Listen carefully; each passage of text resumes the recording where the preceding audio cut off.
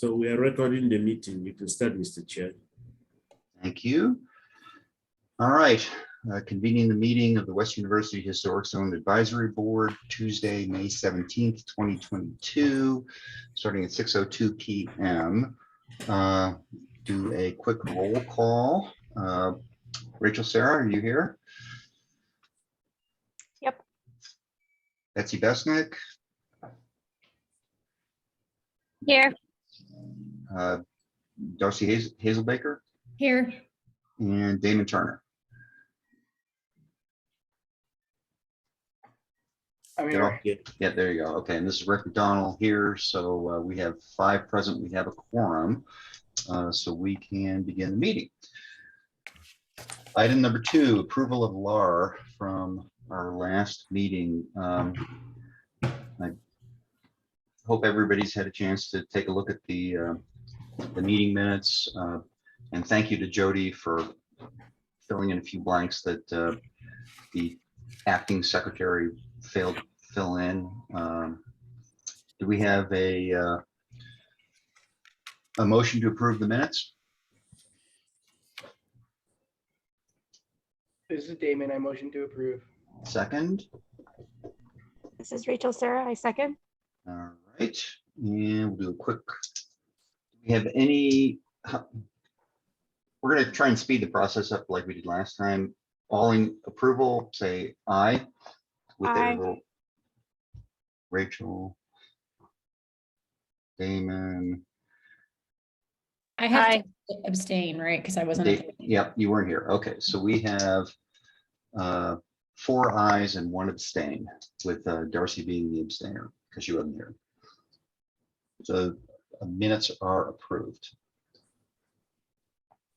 Okay, next, item 3 on the agenda, call to the audience.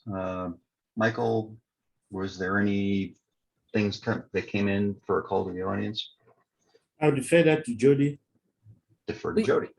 We did not receive any comments and call to the audience. Damon, do you have your hand up, Damon, or are you just brushing your hair? Sorry, stretching. Stretching. Okay, cool. All right, no call to the audience. Item 4 on the agenda. I'm kind of moving quickly because we got a full agenda here. Tucson-Pima County Historic Commission separation update. We asked Jody to give us a quick update on the status of the process there. So I'll defer to you, Jody. Okay, so we are still moving through the process. We've had currently 3 stakeholder meetings. In the second and the third stakeholder meeting, we've had about 35-ish plus people who were invited, and they were both pretty well attended. We went through a number of recommendations by the Michael Baker International, who is the consultant that's been hired to help the city with this. And it was spread over 2 meetings because it took a while to get through all of them. I think I've mentioned to you before, and probably Rick has too, we are looking to not only separate the commission, because we were directed to do that by the State Historic Preservation Office, who was directed by the National Park Service to have 2 separate commissions. But we're looking to do some code updates along with those. Part of those code updates include actions like deconstruction, looking at deconstruction methods. So instead of all of the material from a demolition going to the landfill, it's going to be reused somehow. Maybe it's going to people in the neighborhood who may be able to use it, or to salvage companies, architectural historians, whoever. But we're kind of ferreting that out. We're looking at what kind of fees could potentially be assessed for people who do work without a permit, because currently there are no fees for that. There are some fees for demolition without a permit, but no fees for work without a permit. We're also looking at designation of interiors. The kind of discussion that we've been having with that is maybe looking not so much at contributing properties, but properties that are city-owned or properties that are individually listed, and maybe those are public areas like the dining room and the living room. Some there was support for that. And then looking more at the commission and the advisory boards in an effort to kind of streamline how reviews are done and getting feedback from that. So a couple thoughts that we're still bouncing around too are having the commission do the project reviews. So instead of having the commission and the plans review subcommittee, it would be just the commission that does it. And the reviews would be separated so that staff would do minor reviews, like a lot of other cities, and the commission would be doing reviews as it is like infill or large additions or something along those lines, the bigger impactful projects. And the other option that we're throwing around is having the advisory boards incorporated into the commission. So there would be a representative of the advisory board or the neighborhood within the commission who would vote on projects. So the advisory board would be just incorporated into the commission. It could be that the neighborhood has a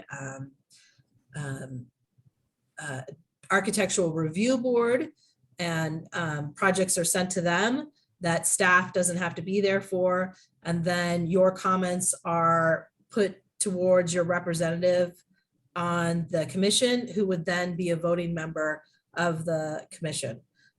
We could still, we don't make that decision. We're just making recommendations and putting those forward. We have another meeting, the 4th stakeholder meeting, and that will be, we just set that up today, and I'll be sending out invitations for that, is June 16th. We'll be having that, where we're going to go over the recommendations that we've kind of formulated and put together. After that, it goes to a work session with the Historic Commission, which is a public meeting and anybody can attend and voice their opinion. Excuse me. It'll go to Planning Commission, and then it'll go to Mayor and Council. Planning Commission and Mayor and Council also obviously are public meetings where you can voice your opinions and concerns. Ultimately, it's the Mayor and Council who will vote. So we could have status quo and advisory boards stay as they are. We could have a reformulated commission, and we could have plans review subcommittee that incorporates the advisory board members. So everything's kind of up in the air right now in determining that, but we're still moving forward. Does anybody have any questions about it?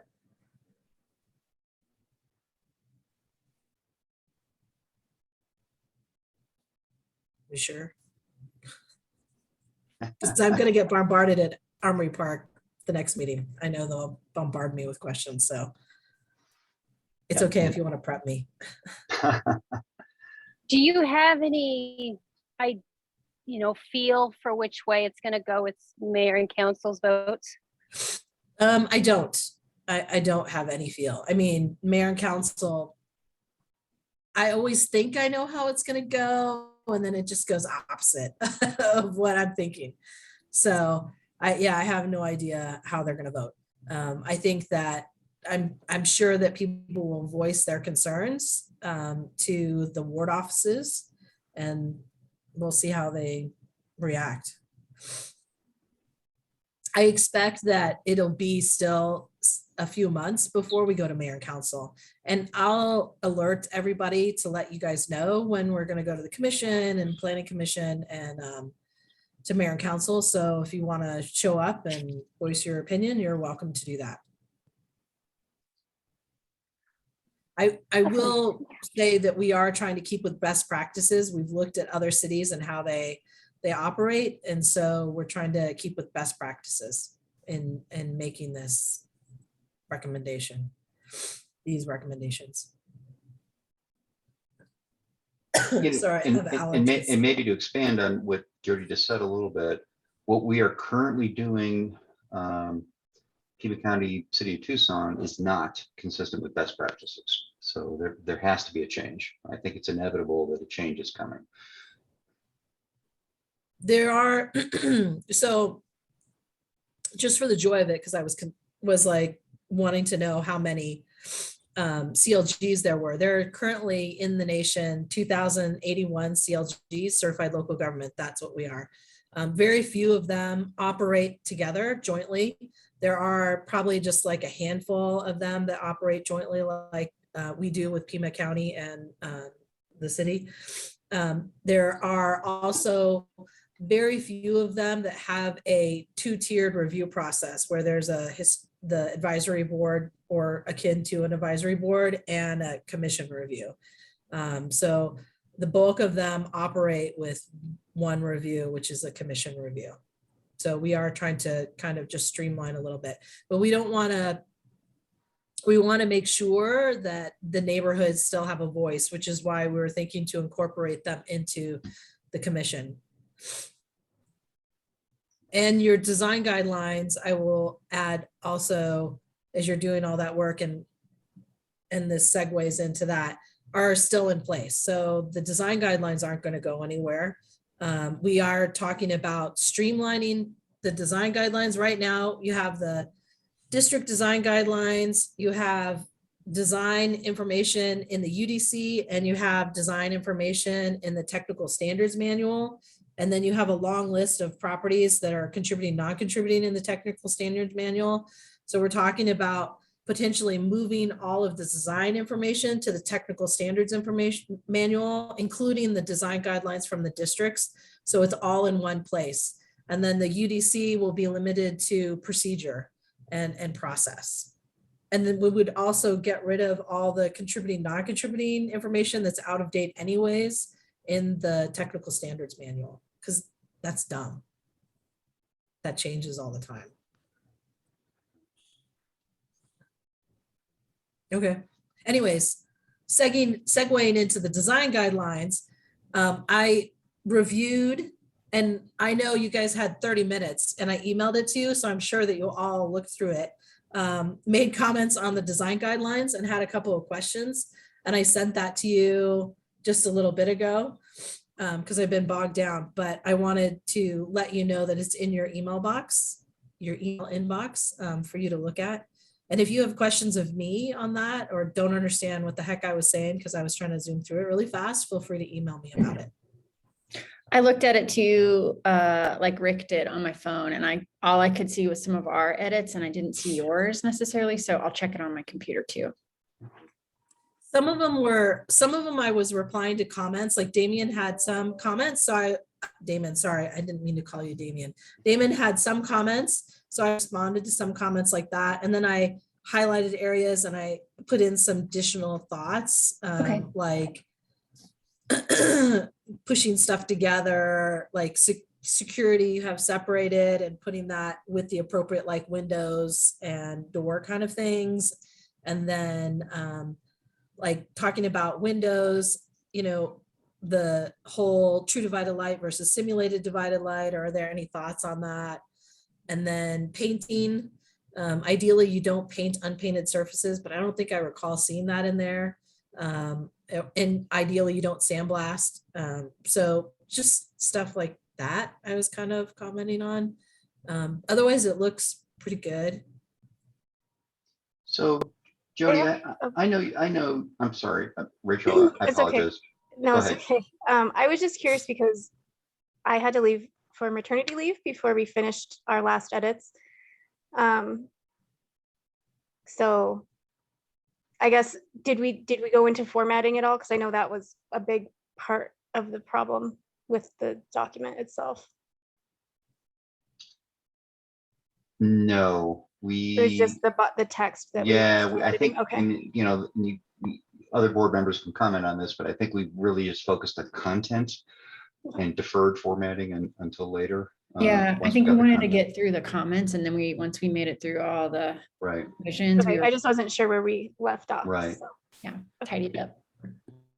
so Jody, I know you have a standing conflict with our meeting in Armory Park, so I wonder if it makes sense for the board to have a period of time where we can kind of digest your comments, but then arrange a time, and maybe it isn't this time, to have a dialogue to kind of reconcile all that stuff. that deconflicts with your other priorities, other schedule conflicts. Michael and I can switch, probably not today, but Michael, for the next meeting, if you guys are ready to go for the next meeting and want to have a dialogue about the design guidelines, we can switch so that he does Armory Park and I do this meeting. Okay, so to this, Madam Secretary, perhaps we check with the other board members who aren't able to be present today, and of course, the ones that are, and see if in the next 30 days, we could be ready to have that kind of conversation and try and, put a bow around some of the loose ends that we have. So I'd like to put out that in the minutes, and I'll send a note, I'm gonna make a note here to the other board members. They really need to look at that stuff and let us know whether they can look at it in time to have a meaningful conversation next month. And if that happens, then Jody, I would like you to do that. Yeah, just let me know and we can switch those around. That's not a big deal. Okay. Just make a note here. Okay. All right. So that's item 4. So moving on to item 5, reviews. We'll start with HPZ 22026, 616 East 5th Street.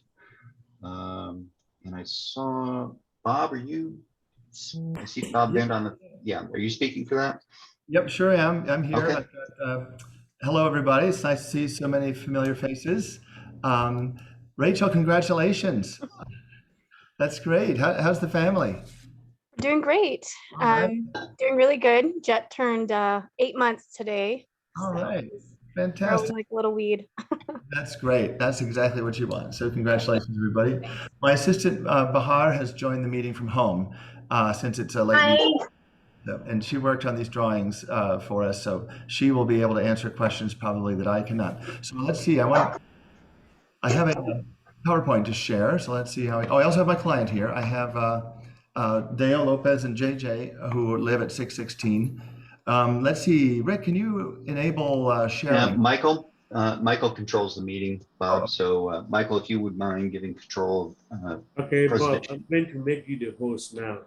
Okay. Okay. Let's see here. All right. How does that work as far as sharing? Should be good to go. Multiple participants can share. That would be me. Okay, so now I want to go to the desktop. Oops. It looks like it worked. It's working. We share, store and go, and PowerPoint. That's us. Voila. Oh, the magic of electrons. You are screen sharing. Okay. Okay. I'm. Slideshow from the beginning. Boom. I think we made the leap. We made the the trapeze leap here. Can everyone see the screen here? Bob, we can't see the PowerPoint. Oh, really? Yeah, so I think, Bob, you might have. Try new share and choose PowerPoint. Okay. Okay, try new share and. There we go. Oh, we had it for a Choose second. PowerPoint. Oh, did you? Okay, so new share. I am screen sharing. Any luck? That's much better. Okay. I can see it. Let me just make sure. Can anyone on the board not see it? Hearing no.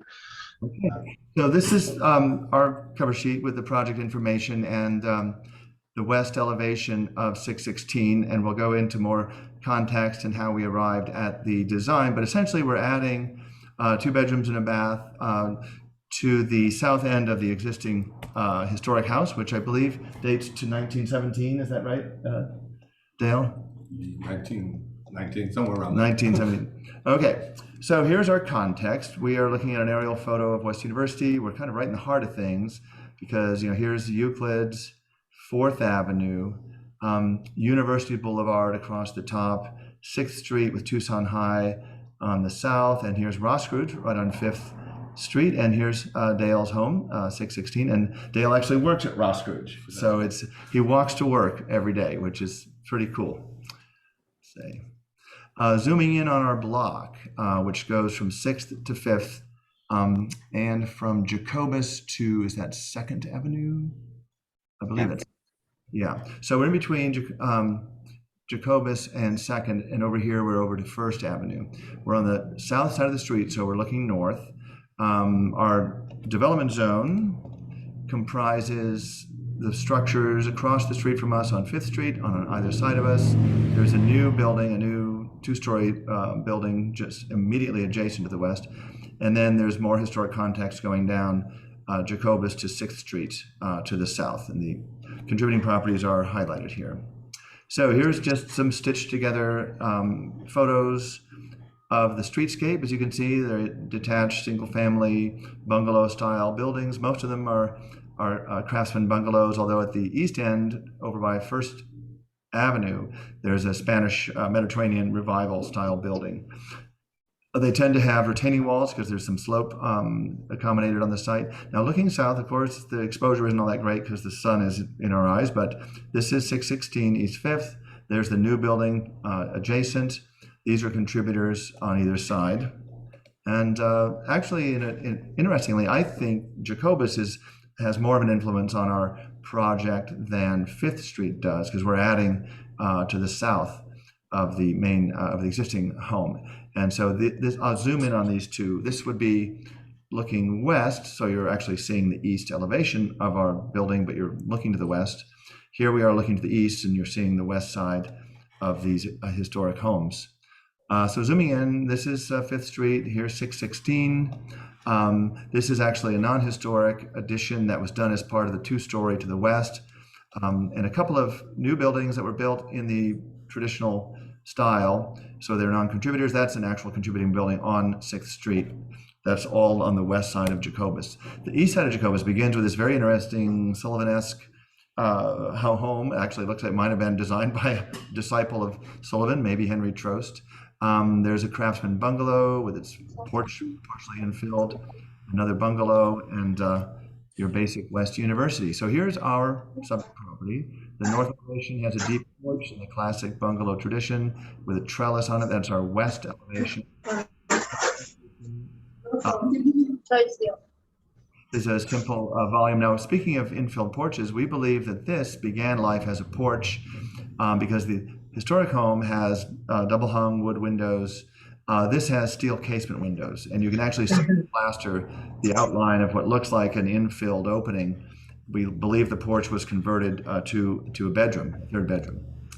So there's our street frontage with a deep porch. There's the west. This is looking to the west at the neighboring home, which is a new development. So again, non-contributing, but built just a couple of years ago. Dale, do you remember when that was built? Maybe 15 years ago. Okay, so it's been a while, maybe 15 years or so. This is the west side of our project. Here's the double hung wood windows. It's the classic bedroom, bathroom, bedroom. This is actually a flue from a furnace in the basement. There's a partial basement and a water heater. The south elevation, there's a small corrugated metal fence around the laundry, which we propose to keep. The roofing is roll roofing, which is very prevalent in the historic era and expressive of its time period. And we propose to continue with roll roof.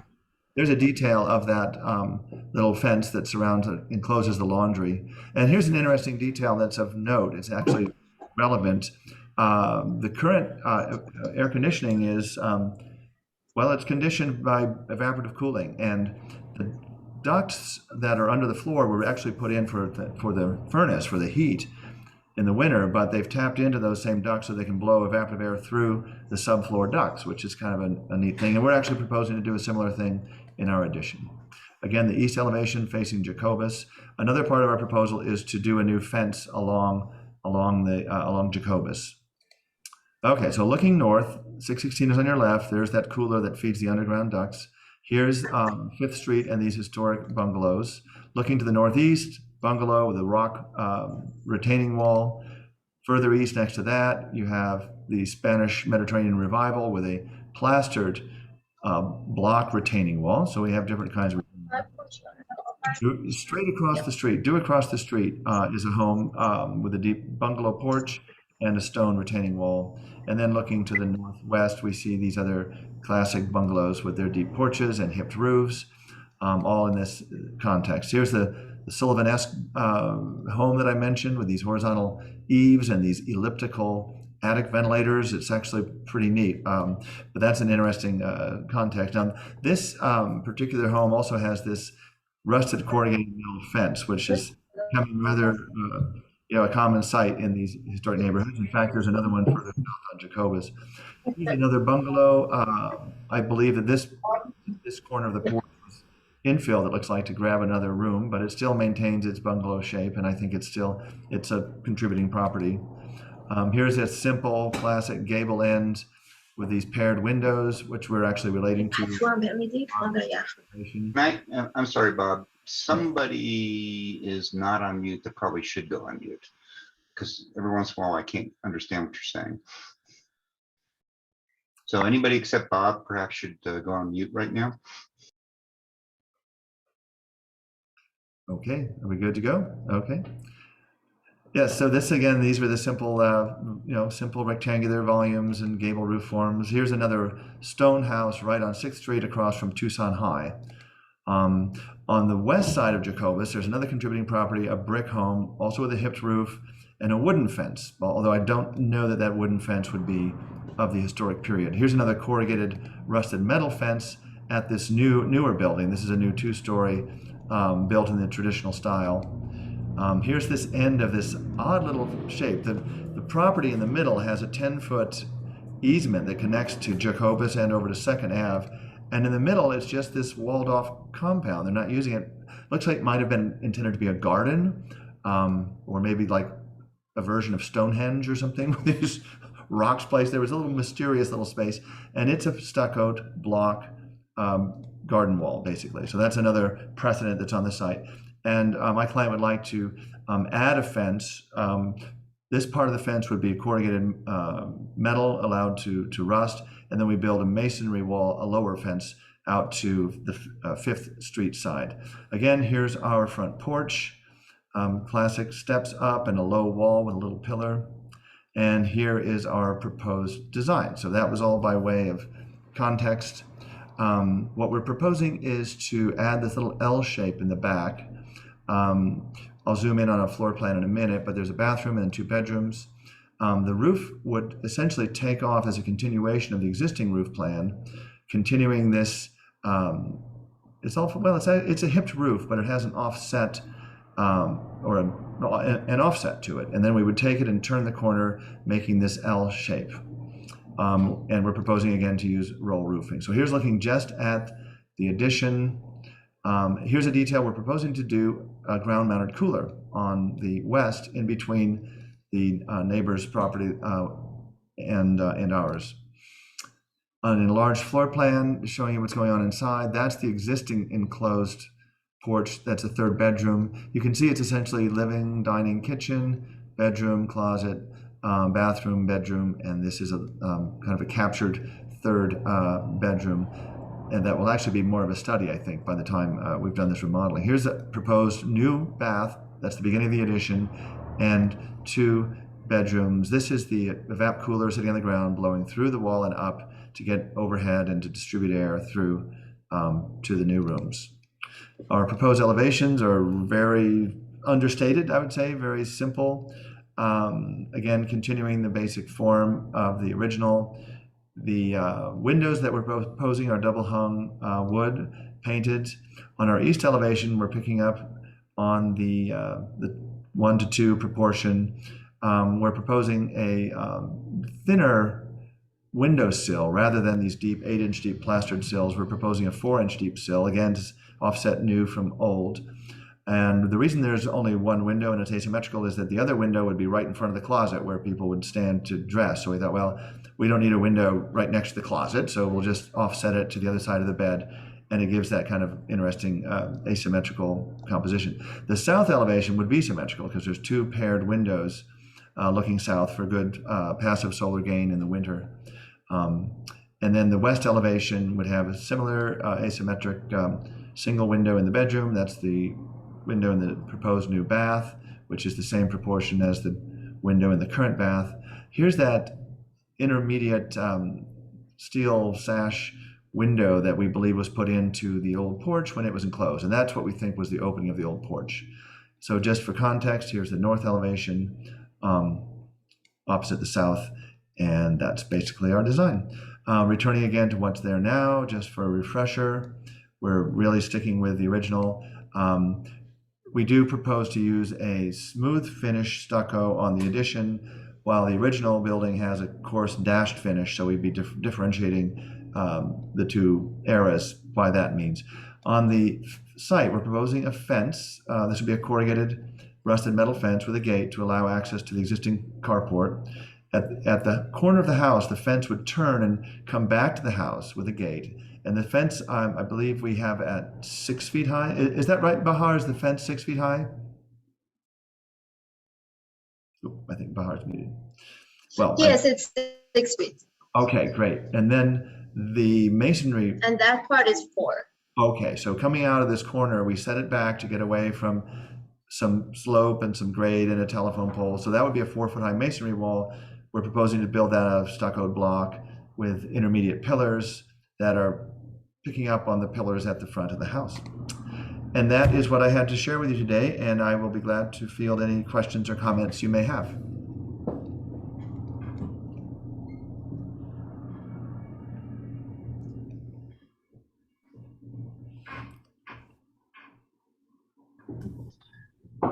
All right, to the board. Any comments, questions? I think there's some material, I will say, Bob, like the fence that wasn't in the read ahead material. Not that that's necessarily a problem, but I'm kind of personally digesting that for the first time. Oh, yeah. We actually re-uploaded a new set of drawings that included that, but maybe that didn't get forwarded to everyone. It didn't get forwarded to the board, I don't think. Okay. Yeah, I think there are some other differences in the window layout on the addition. Yeah, that's correct. We did resubmit once we had completed all of our documents. And we did have 2 windows in the bedrooms, but we changed it because of the privacy issue that I mentioned. We had a window here that would have given you a symmetrical elevation, but it did seem like those windows, the rooms are modestly sized and they don't actually need that much light. So I think that's where the drawings that I think were sent out, we did have a window here, and we also had not located the evap cooler where it is. So those would be those 2 changes, and then the fence that we'd like to build did not go out in the original package, but they went in the updated package that we submitted a couple of weeks ago. Okay. And then if I go to I'm looking at drawing A1, I think. Maybe it's that one. Yep, that one right there. Okay. So the washer and dryer are outside? Is that what you're? Yes, that's correct. They'll stay right where they are. Mm-hmm. They stay where they are, and they're kind of under an eave when you do the L shape. Is that right? Correct. They're under an eave, and we would keep the little metal fence there to screen them, which I believe shows in our elevations. Let's see. Yes. So the washer dryer are behind this metal. Yeah, right. Okay. Okay. Got it. I have a question. So was the corrugated metal fencing was galvanized or ungalvanized? Oh, currently the corrugated metal is galvanized, the one that's the laundry. At the laundry. Yeah, but we're proposing to use ungalvanized for the site fence. Okay, I just wanted to make sure. Bob, is that called on the drawing? The revised drawing? Oh, let's see. Oh, actually, no, it's drawn, it's represented graphically, but it's not labeled. So yeah, the drawing really needs some heights and a material description, but Well, that was gonna be my other comment, is that I heard you say the heights, but I didn't see them on the drawing, yeah, okay. So this fence would be 6 feet high, and which of is course, fine. this would be 4 feet high of plastered masonry. Okay. Yeah, that needs to be called out on the drawing. Right. Could that be made a condition, a stipulation, or? Yeah, well, I think so. We'll kind of go through our Q&A thing here, and then we'll kind of put that together into a, Can you go back to the building elevations? What are you proposing for the new foundation wall? So we're proposing a keynote. Let's see, this would be, it's kind of small to see. We're proposing concrete rather than. Oh, there it is. I see it at the bottom. Okay. Yeah, the current house or the old house has stone, foundations, but a further differentiation would be to use concrete there and probably sandblast it lightly. And that previously enclosed porch with the steel casement, that already has concrete? Actually, it's stuccoed all the way down to the ground. Okay. So starting at this point, we propose to switch to concrete. Okay.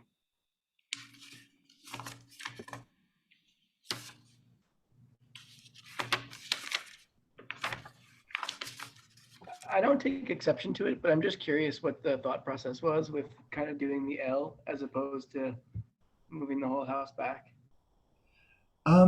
Well, it stayed more in scale with the original, and also kept the window in the kitchen, so that we had daylight. And yeah, the L shape allows us to keep the laundry yard where it is, and then the scale of the addition is really just an extension of this south porch. Yeah. Cool. And then so it looks like maybe like a little utility closet thing. What's the door on that going to be? Yeah, that would probably just be a flush door to try to get it to blend into the wall. It would have a water heater in there. So that's a water heater closet. But I think we wouldn't try to feature that door as any kind of a design element. It would be, again, very understated. Let me go back to the elevations here. Right, yeah, that's actually one thing I think we did not show any patterning on the proposed new doors. There's 2 new doors proposed. This one to the passageway, and then this one. So I guess maybe we could take some advice on that. This one I think is a utilitarian door. It's going to have a 10-inch by 10-inch grill at the top and at the bottom for combustion air for the water heater. And my thinking on that would be just to paint it to match the wall. Don't call any attention to it. Let it just be a background element. This one may want to have some glass in it to bring daylight into that hallway. So we might do a panel door where maybe the top panel is glass, and then we have maybe 3 wood panels below. So yeah, that needs to be, I think, fleshed out in a little further detail. yeah, actually, Bob, that's another one of those things where is that particular door, because I don't see it in the drawings I have, called out, the material and that sort of thing. No, it doesn't. No, we called out the windows and the stucco and all that other good stuff. We did not specifically describe that door. Is it existing, that door? No, I don't think it is. You have a side door there? I think you're Also, I think planning. the floor plan changed a little bit just in those rooms to allow for the Let me run back to the existing. water heater. Oops. Screen has stopped. The shared window is closed. Oops. I closed the window. Well, while you're pulling that all up, I mean, either it's existing and it should be called out as existing, or you're going to change it a little bit, in which case it should be called out for what you're going to do. Right. But it should be on the drawing. Agreed. slideshow from the beginning. Let's see, I guess I need to do screen share again. Help me out here, Bahar. Do I go back to screen share? Do we really? Yes, click on the screen share again, Bob. Okay. Sorry, Rachel, what were you choose saying? whatever Well, do we have any more screen. questions or? The only other, I have two other Yeah. questions, Okay. and this kind of goes back maybe to the board. So the building as it exists today, I was able to go out and take a look at this one. Does have a, as Bob said, a rolled roof. Not really clear on the guidelines it's not called out one way or the other, as far as I could tell. But that is what it is today. Are we, the board, okay with that? And this may, in some ways, segue a little bit into the conversations we have about our design guidelines. But everything else on that street, I believe, is some variation of a shingled roof. So I'm not sure why that roof at that pitch is rolled. It is called out on the drawings, or at least on the original version as part of the elevations. No, I know it's called out, Darcy. I'm just wondering, Oh. relative to the guidelines, is it okay? I thought you said you didn't know if it was called out. Oh, no, I'm sorry. I didn't know it was called out in the guidelines. I apologize. I wasn't clear. Thank you. I guess my opinion is that our guidelines expressly allow it. So, Okay. and I think maybe Bob's point is that there's some historical accuracy to it. Yeah, Bob did make that point. So, Yeah, but it's a common material that was used in the historic period, and you see it in a lot of neighborhoods from that era, and other like Bisbee's got tons of rolled roofing, on Okay. hip. It was a very it was an economical and effective roofing solution, so people used it. Yeah. okay, cool. I'm good with that. And my second comment, and actually this picture that's up right now is probably appropriate for my comment, is that material that's kind of enclosing the porch. How do we feel about that from the board with respect to compliance with the guidelines? It does kind of, it's on the front of the street facing, and then I believe it's also on the east and west facing side of the porch. And I believe it's a vinyl material. Yes. I think because it's temporary, it's not a big deal. I mean, it's not a permanent Okay.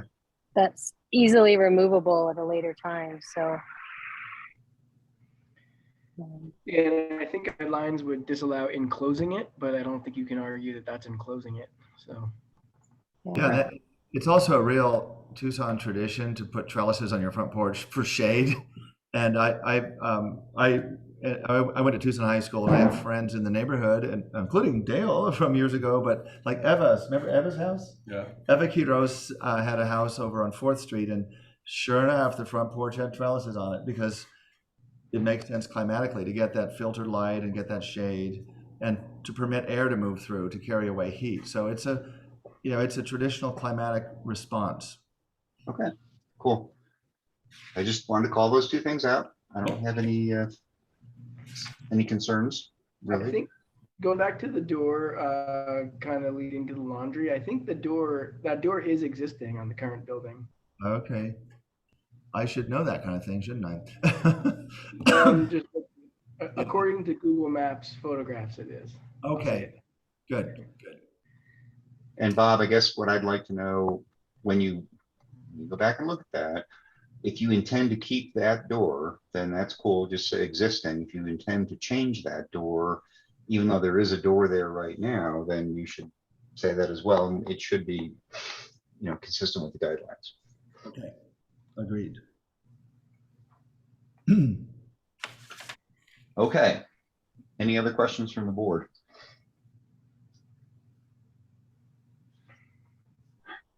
All right, hearing none. Can I get a brave soul to put forth a motion? Before we jump to a motion, can we just run through everything again? We want to make sure that the Sure. elevations are updated with materials and heights. And then we want an indication on the utility door and the laundry door. Was there anything else we were? Windows, I think the windows, the windows are not the same as presented in what we had, because there was 2 for the bedroom. oh, yeah, right. And the plan also changed from the closet to the water heater. So can we, is there a way that we can like give a motion based on plans presented?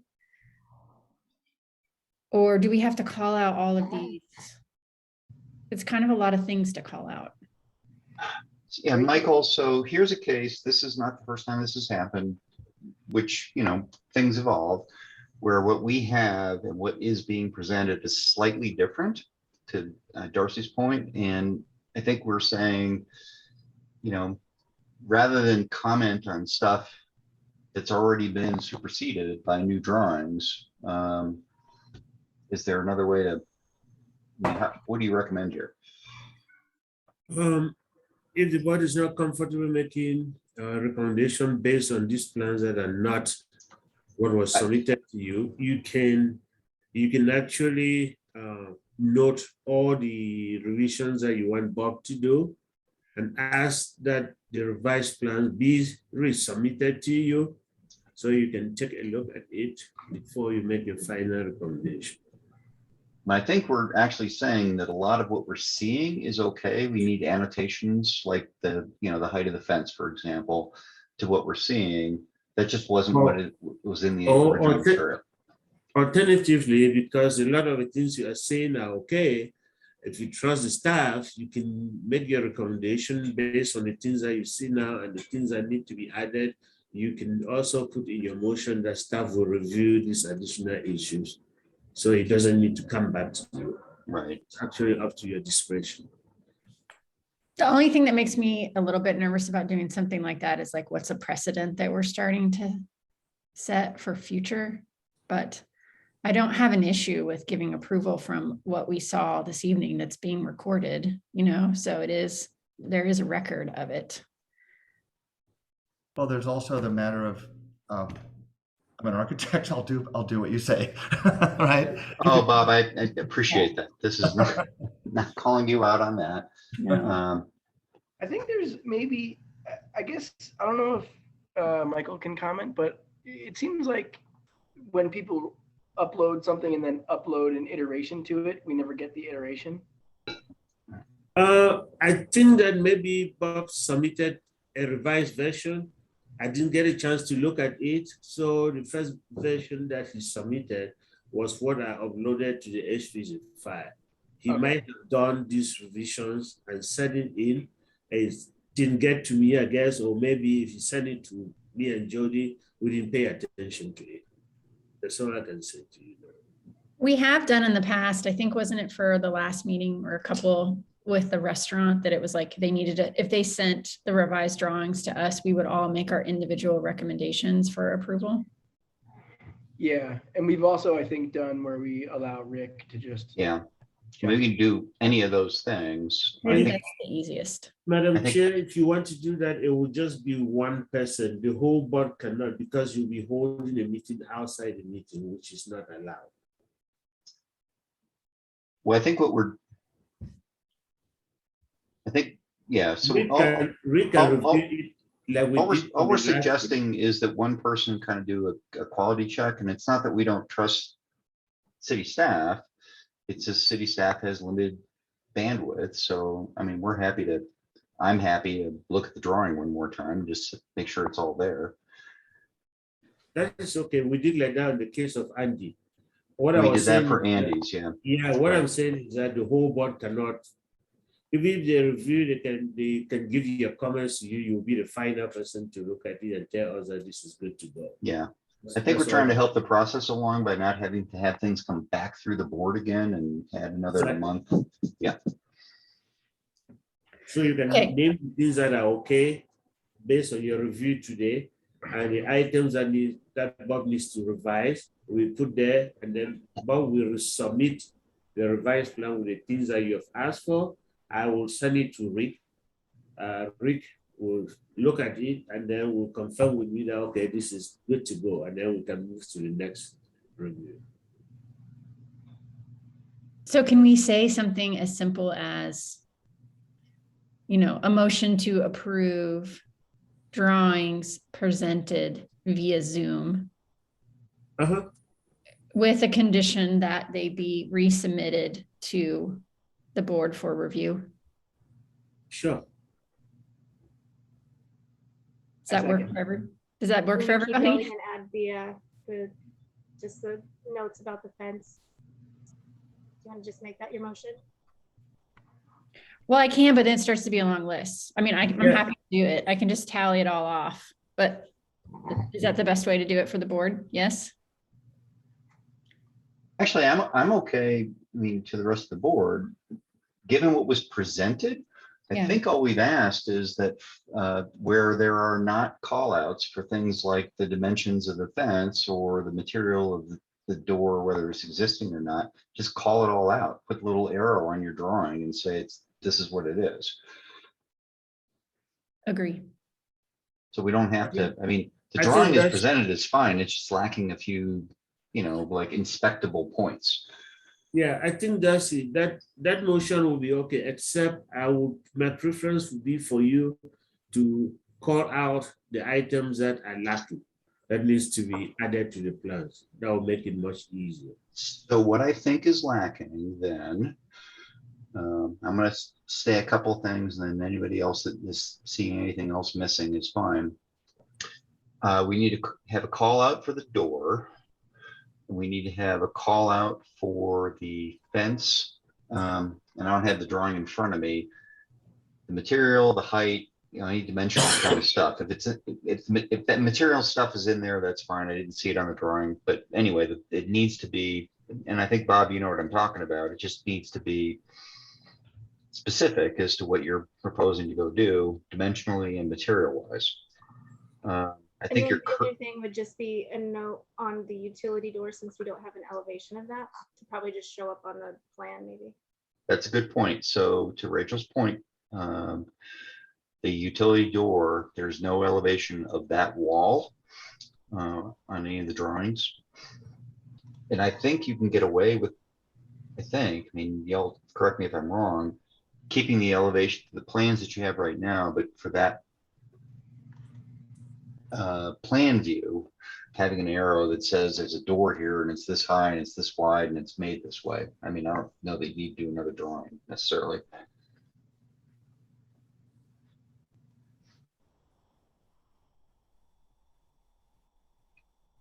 Okay, are we doing, does Darcy's motion count, or do we need a motion? I think we have to make one.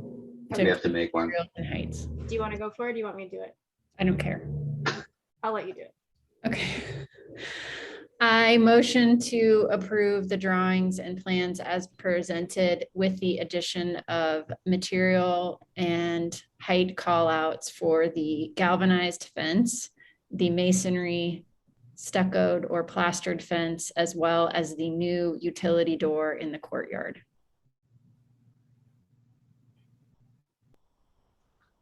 Rachel, Sarah, I second. We have a motion, we have a second. All approve? Aye. Aye. Aye. Abstain or nay? I think we have, Betsy, you haven't said anything. Or Aye. did you? Aye, okay. So we have a unanimous approval. Great, thank you, guys. Well, we'll get right on it and get those things turned around to you. All right, thanks, Bob. Have a good night. Nice to see everybody. Bye-bye. Thank you. Bye-bye. Bye. Bye.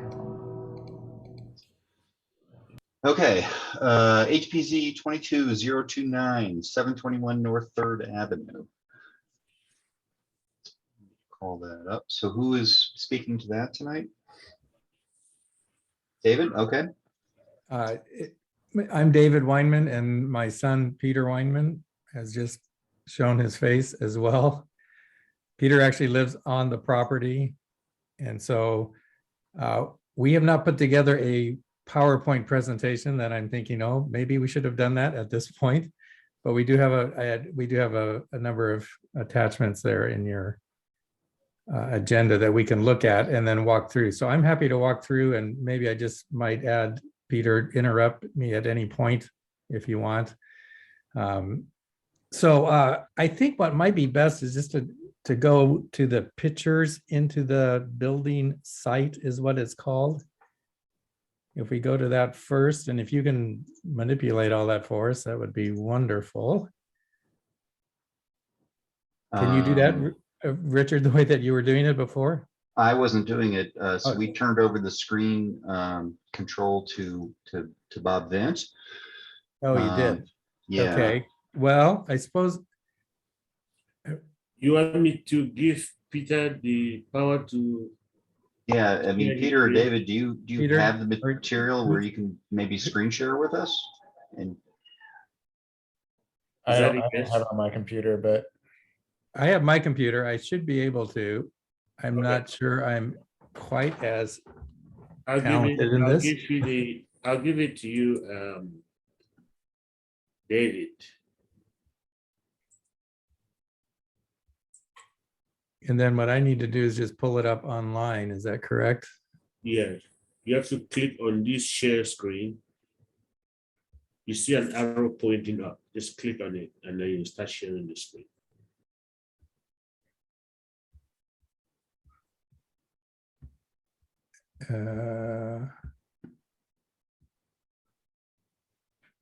I'm sorry again, now what, I have it up on my screen, what do I need to click? There is an arrow which is pointing up, which says share screen. Click on that. Yes, bottom in the got it, middle. okay, yep, Click on that. okay. And what was this thing right here? Wait a second, where'd it go?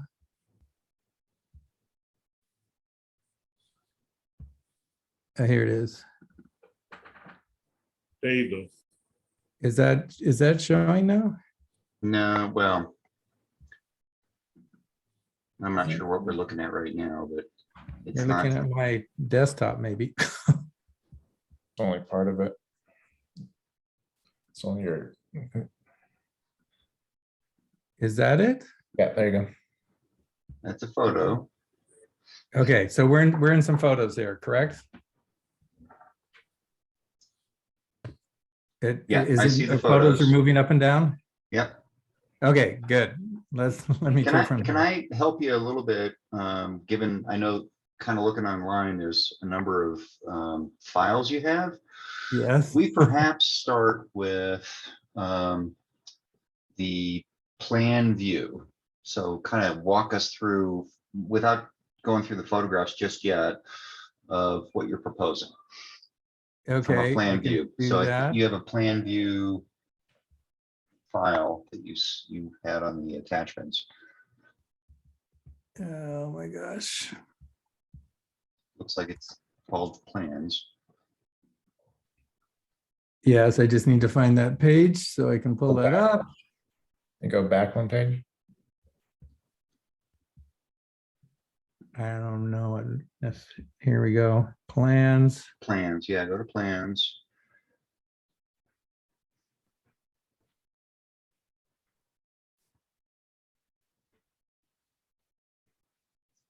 I've done a fair amount of Zoom meetings, but not with screen sharing, to be honest. Is this working now? No, it's still It's pulling loading. it up. It's Is it loading. loading Yeah. it? Yeah.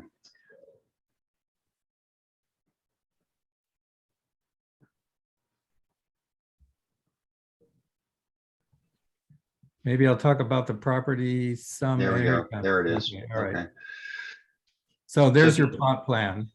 Yeah, so maybe starting with the site plan. Talk a little bit through what you guys are proposing. Okay, that sounds great. So as you can see on the site plan, the existing house is in the front. It's a 1906.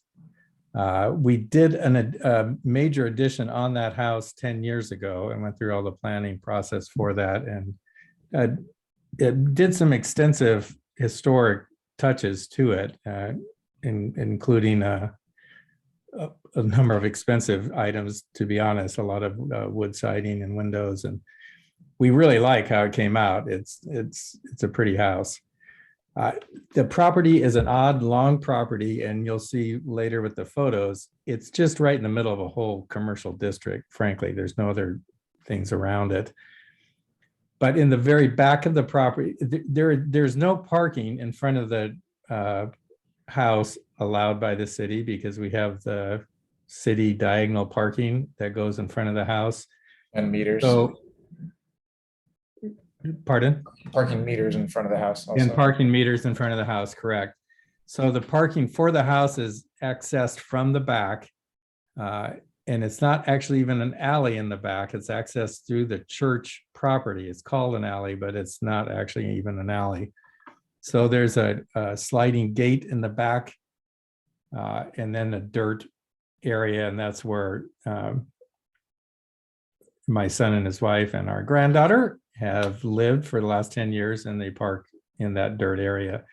So the original idea was to just put in a carport, and then we thought, well, we could go ahead and put a little storage area as well, because we don't want to do any more additions on the big house. We feel like it's kind of grown to where it needs to grow, and it'd be awkward to try to put something more on it. But with their growing family, they would need some more space. And so the storage unit would fit in the back there. So we, as having listened to the previous presentation, we also had the issue of a revised plan. So this is actually the first plan, which had setbacks pretty tight into the property. And then going through planning review, we decided not to go through a variance process, even though historically it probably would make sense to have 0 property lines or 3-foot setbacks. And so instead we went for 6-foot setbacks on the sides, the north and the south, and a single carport, and then the storage unit. And it's all new construction in the back.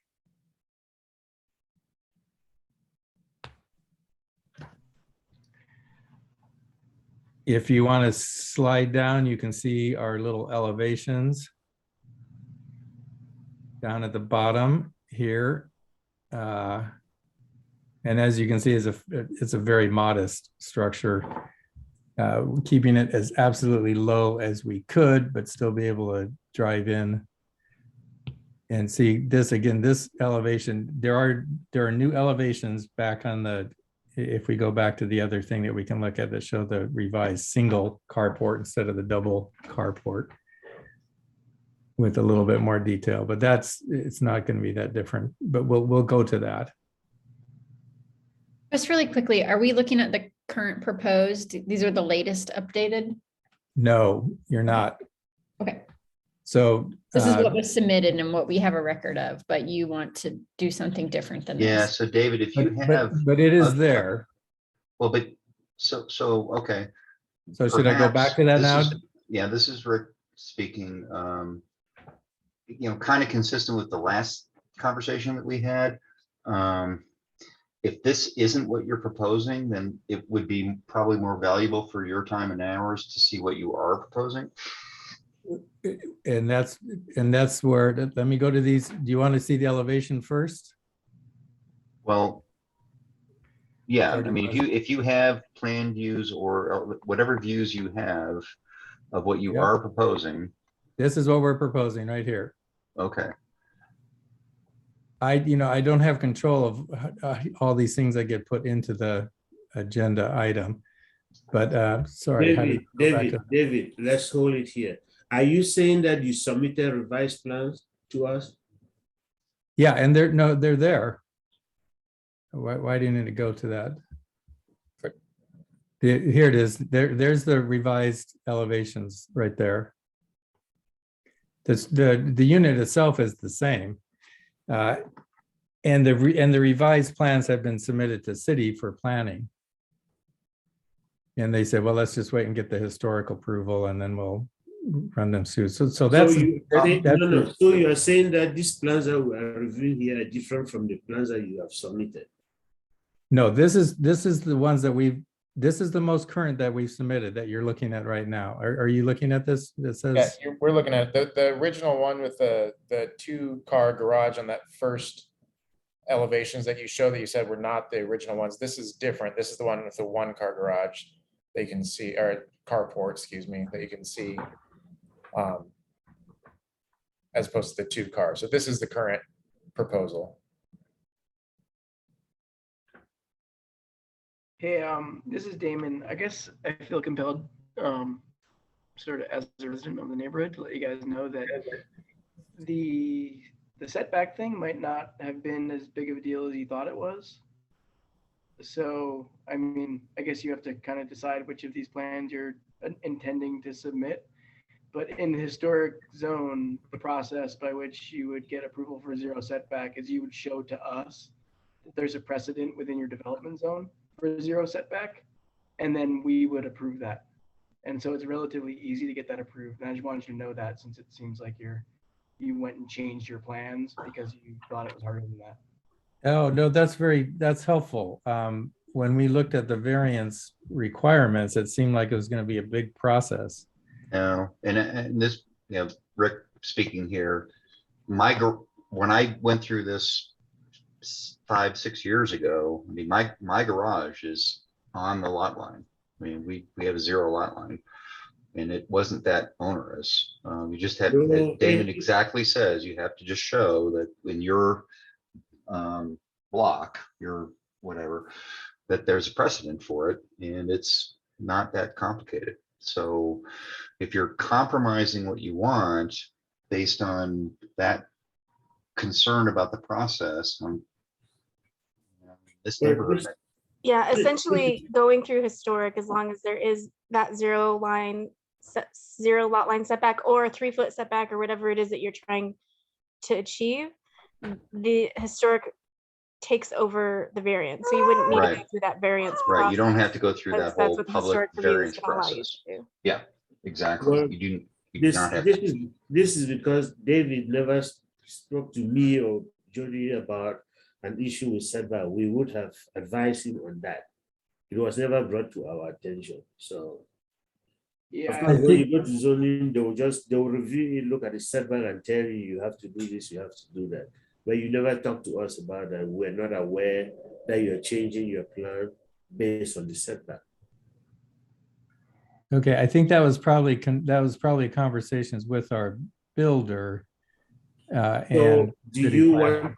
want to go back to your original concept, given what you know now?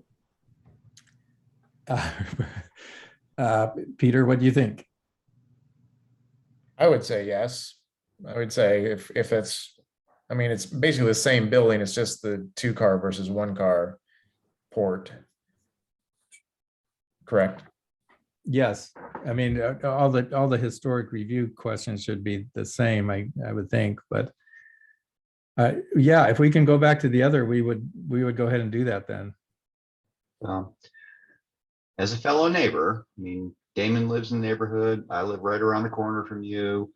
You should, we're saying the setback issue is not as big as you think it is. Your contractor may or may not be aware of some of the nuances of working in a neighborhood like ours.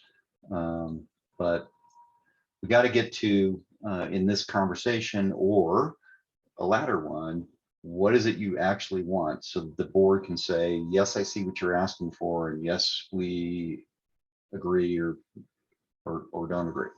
But I do agree with Damon's point that you heard it from another board member too. You don't need to get, I don't think, in your block. I mean, you have to actually do the due diligence. You have to actually go look around the block. I think it'd be okay. But I think a 0 lot line-ish kind of thing is going to be fine where you are.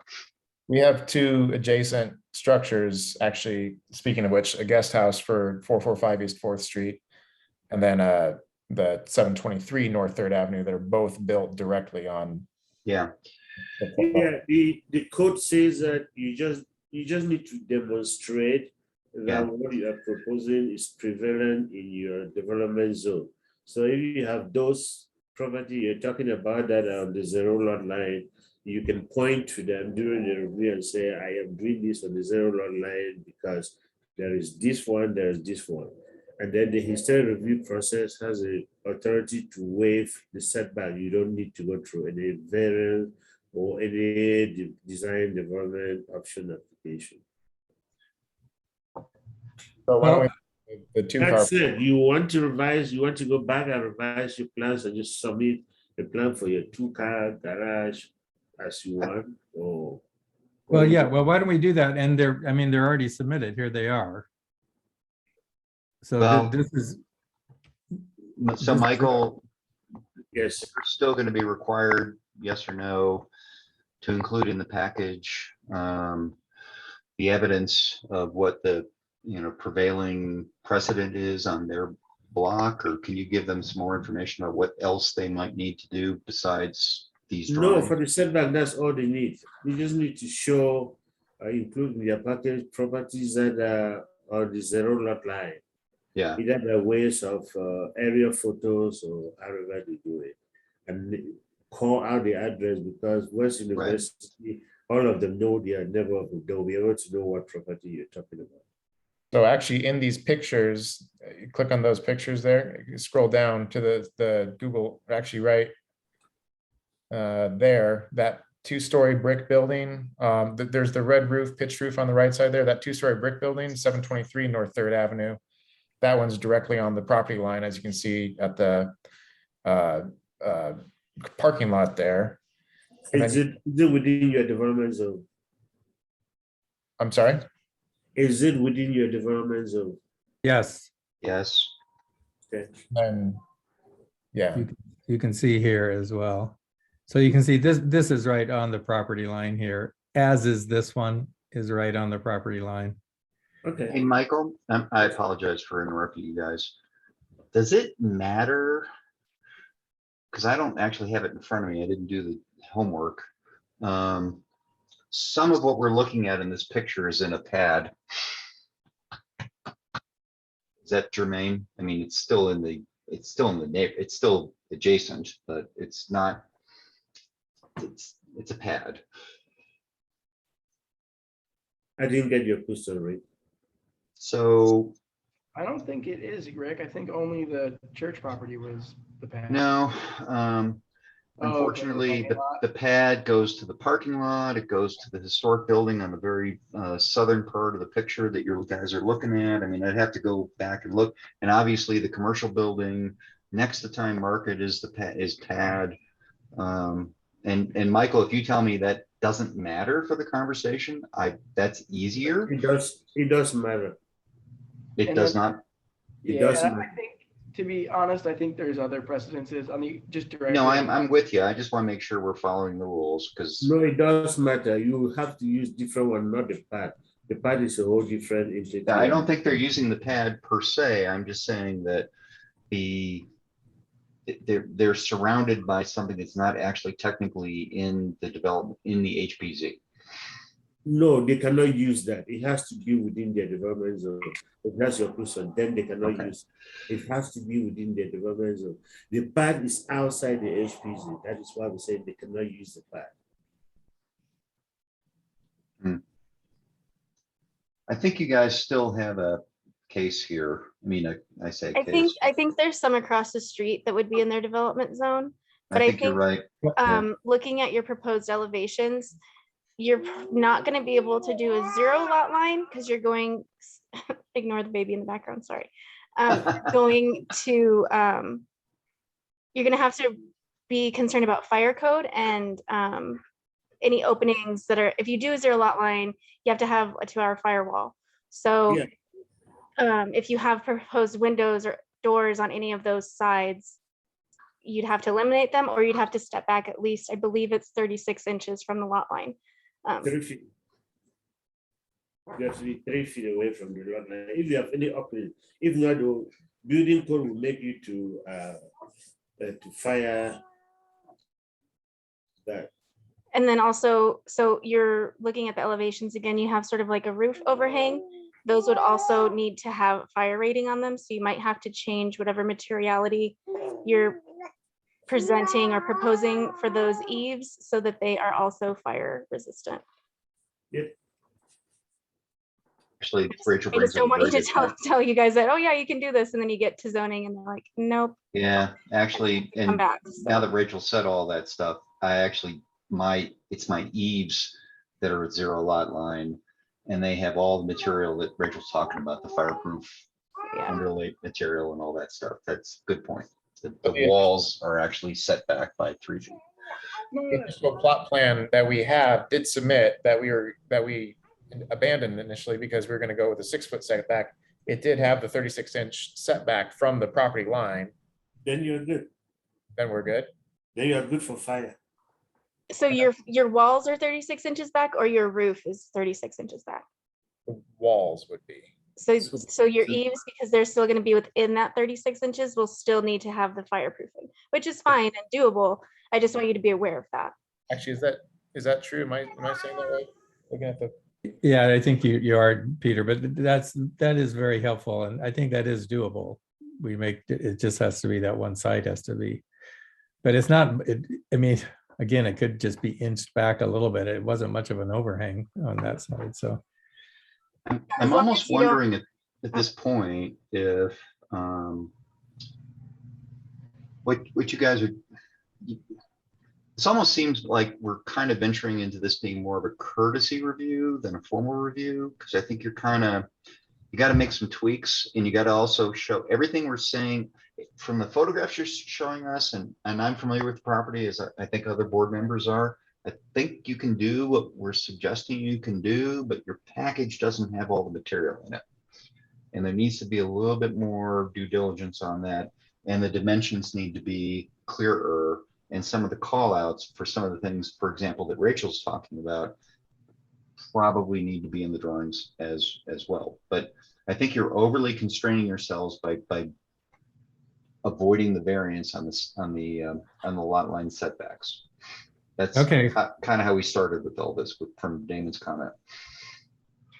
Yeah, I would add, I mean, just as a resident who's kind of gone through this before, the downside of doing what Rick is suggesting, which is, essentially looking at this as a courtesy review, is that you lose a month. But, I think in the long run, it's probably worth it for you. And the other good part about looking at it that way is that you can get some feedback on the design of the rest of the building from us so that you have a better chance of getting through next time. Where that was going to be my next question. So I'm happy to shift to courtesy, and especially knowing that you are meeting next month. I was a little afraid you weren't meeting all summer. But. We've been pretty consistent about meeting every month. Okay. And I guess another foot stomp to Damon's comment is, once you get through us, you still have to go through the Tucson-Pekin County Historic Commission Plans Review Subcommittee, and all the comments you're hearing from us, they're going to ask you again. So we're trying to help you here a little bit. I think that sounds wonderful. So what I suggest is, if you are going back to the 2 carport, I would advise that you resubmit and take out the second concept of plans that you have. That was just showing the 1 carport, so we don't go there, because plans review will start saying, what plans are we reviewing? What plans are we doing this? So I just want to have one set of plans. You're going back to the 2 carport, so you resubmit, revise your plans based on what you hear from this courtesy review. So when you submit, please do not submit the other section with 1 carport. Just submit the drawings for the 2 carports. Yep. No, that sounds perfect. And then we can put you on the next review, which is coming up next month. Right. So, okay. So based on my experience, if you go past West University with this, I bet you plans review will hold you down. So given that, yes, what I'd like to do, because I'm kind of watching the time here, and we have one more review on the agenda plus a couple of minor things.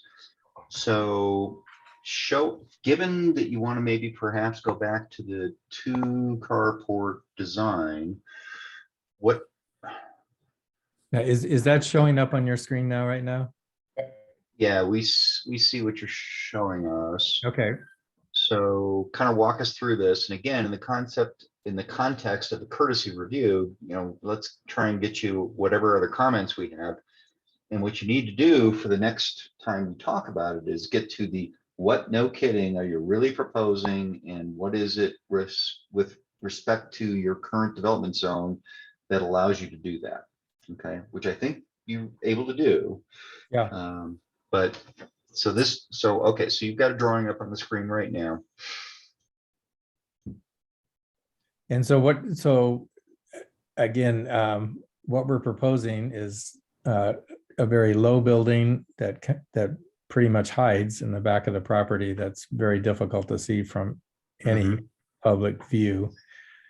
And trying to keep the roof line as low as possible. With just a stucco surface, from what I heard earlier tonight, maybe we don't need to match the stucco of the front building, but I was thinking we'll just match the stucco of the front building. And then we do the same with the windows. We do a paired double hung window, which matches the style of the entire neighborhood. But we do it in a paintable. We don't source out a wooden window, but we do it in a paintable one that'll look like a wooden window in the front there. And then in the back, we have just a single window, as you can see noted there. I wasn't sure along the north elevation, it'd be nice to have some light in, but you might beat us up on this one, which I'll accept if you don't like these little windows. But it would be a nice way to let some light in. That would be the wall that's 3 feet from the 6 foot stucco or block wall. That's correct. Yeah. Yeah. So it's just slightly peeking up over the wall into the commercial property to the north. I don't know if there's anything else necessarily to highlight on it. I mean, if there's a way to make a carport. What we'd like to see, I will just tell you guys, courtesy review, again, is the windows you're proposing, you need to tell us. You got dimensional information here and some general stuff, but get down to specifically what material you're going to make those windows out of, and what their dimensions are. The dimensions need to be called out. I'm not sure I have a problem with what I'm saying, but also paintable isn't, like there's specific things that we don't want. We don't want windows that are made out of vinyl or plastic. Wood and metal are okay. Again, going back to the design guidelines. And that needs to be called out on the drawings. Okay. Rick, just to modify something you said, I think we allow wood and steel.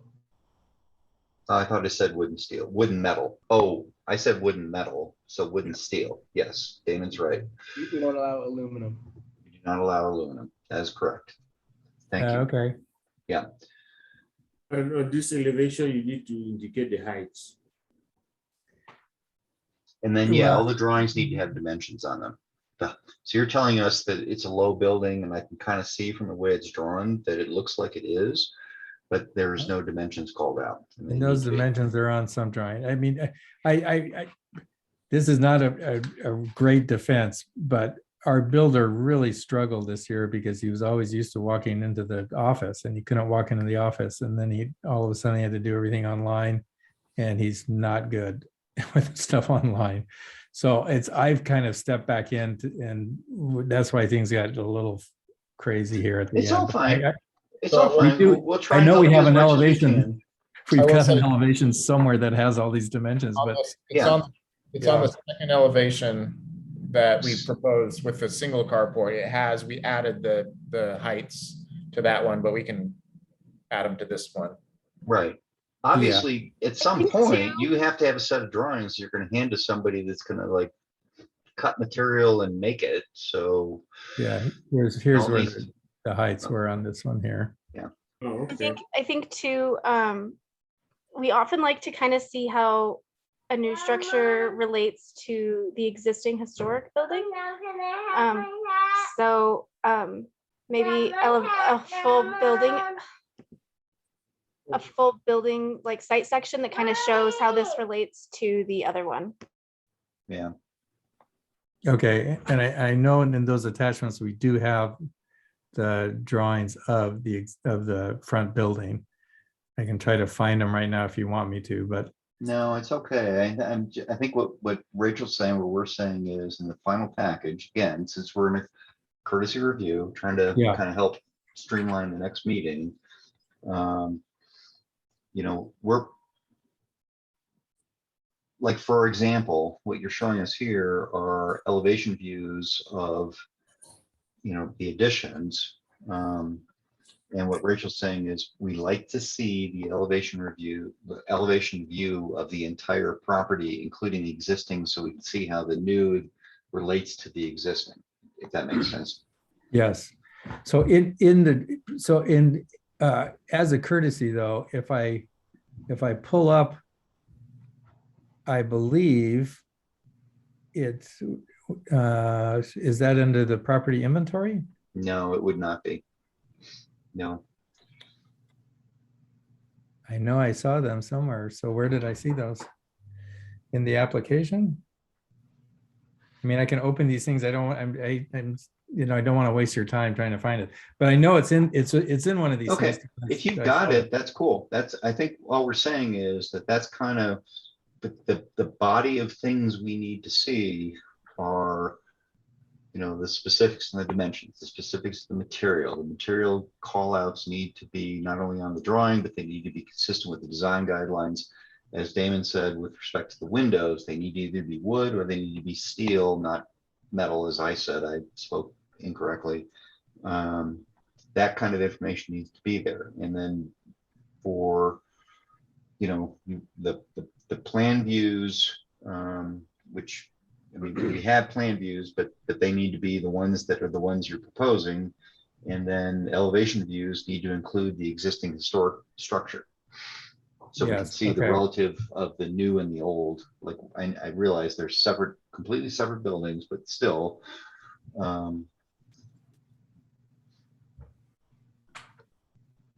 Yeah, and I was going to add one more thing, and don't take it the wrong way. I'm not trying to criticize your design, but from a philosophy standpoint, it looks to me like you sort of tried to make this structure kind of muted. And just, you're investing in your property. I'm just trying to help you understand what your options are. I don't know that you had to go as far as you did in terms of kind of shrinking the impact of this structure. I mean, as Rachel was saying, we'd like to see elevations to kind of show how it relates to the main house. And we certainly don't want an accessory structure like this to kind of dominate over the historic structure. Mm-hmm. But since you're making a major investment in your property here, I think it doesn't need to be, at least in my view, as kind of shrunk as it is. Mm. So I'm just trying to help you kind of understand what the options are, because, it's not cheap to do something like this for your house and you're making an investment. I just want you guys to understand what your options are. Yeah. And again, I really appreciate just the informal comments. Do you have anything more that you want to say that you think, well, I guess I might, and again, I'm not an architect, just so you know, but other people on the program, I might have considered a gabled roof as opposed to a low shed roof kind of thing. Yeah. Roof. That would get you perhaps a little more of interior volume it looks like it's maybe an artist studio. I see there's kind of plumbing and a bathroom in there. So, I don't know exactly what your plans are, but I'm just trying to help you understand what your options are. And I don't know if like Rachel or Darcy have comments, but the scale of it seems like you went out of your way to make it small. And I don't know that you need to make it as small as you made it. Yeah, I would tend to agree. I would say that the additional cost it's going to add to the project to make it feel more significant and in line with the existing structure is going to be pretty small in comparison to the overall cost of just mobilizing and getting this going. And your property value will be much greater if you maybe try and make it a little more consistent, because you are getting to build new. And this feels a little bit like it was like an existing thing that has already been there. And so I think you have the opportunity to really make it feel maybe a little nicer if you choose to, and it won't be an issue with the board. Right. The guidelines really kind of encourage you to not have structures like this dominate or become dominant compared to the existing historic structure. But I think what you're hearing from all of us is you kind of went from avoiding dominant to being like diminutive. And, you know, from the street, what would you see? Ask yourself that. And if, I don't know if you have, you said you have a contractor, I don't know if you have an architect per se, but we did not, I actually tried to hire an architect, and then that fell through. And so at the end we said, well, we'll just draw this. So yeah. No, I hear what you're saying. I think, again, you don't need to hear all of our internal processing, but I think part of it was your view from the back of the house. You wanted to still be able to see, I mean, you see the church is what you see, and there's going to be a new development that goes in there. So it's a little hard to know how high you want to go without cutting out views to the west, but. Yeah, and there are that's your personal decision on that. I guess what we're saying is that the concern we have is not about the views you might have to the west as much as it is about how what you build relates to the building that's there, the historic building that's there. And what you've done will certainly be something that isn't dominant, but you could, you know, do more and perhaps have a little bit more value for your property. Yeah, and one thing I was gonna, so there is a height limit typically for accessory structures, if I'm not mistaken. No, there is. Yep. You're nowhere near it. Yeah, it's normally 12 feet, but there are considerations that can change that. And your property is kind of unique. I don't know exactly if that brick building is part of this property or not. Not technically. It's not. It's not? Okay. I don't think so. Yeah. I mean, for what it's worth, we own that building also. Okay. But it is a separate strap. Okay, gotcha. Yeah, because that would have made it very unique if you already had an accessory structure that was that height, but it sounds like you don't have that. But nonetheless, the typical standard I think is 12 feet, but we have gone higher for various reasons. As an example, in my house, I built an accessory structure, which is, by the way, how I ended up on this board. And I had an existing guest house that was 14 feet high. So I made the argument to go to 14 feet because I had an existing accessory structure that was 14 feet. So there's examples like that where you may be able to get a little bit higher, but 12 feet in height is kind of the starting point. Okay. Yeah, and I think it's kind of seems like your builder or the previous architect that you had was maybe just not as informed on a historic neighborhood in that process, because I think they were giving you, you know, the 9 feet and the 10 feet of the height of this, because setbacks are either a certain distance or a distance or like a fraction of your height. And so I think that they were trying to work within those parameters, but in a historic neighborhood, like we mentioned before, those aren't the, you know, guidelines at this point. So okay. I think it just comes down to experience with a historic neighborhood and all that versus just another neighborhood somewhere in the city. So maybe can I ask this just directly? So if we look at everything and we say, well, we still think diminutive small is what we want, do you see any problems with this structure as it is with the, you know, stipulations of the windows to pass in a historic review?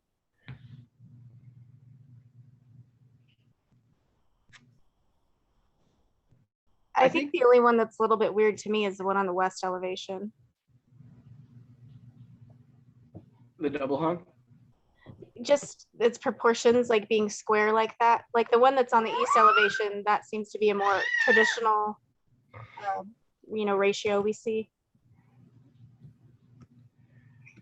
So maybe do like a similar double side by Yeah, side like a pair window. of double hungs or something like that. Yeah.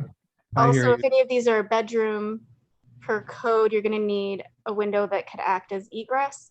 So you might want to get some advice on that or add another door. There's just some Yeah. code and fire things that an architect can help you Right.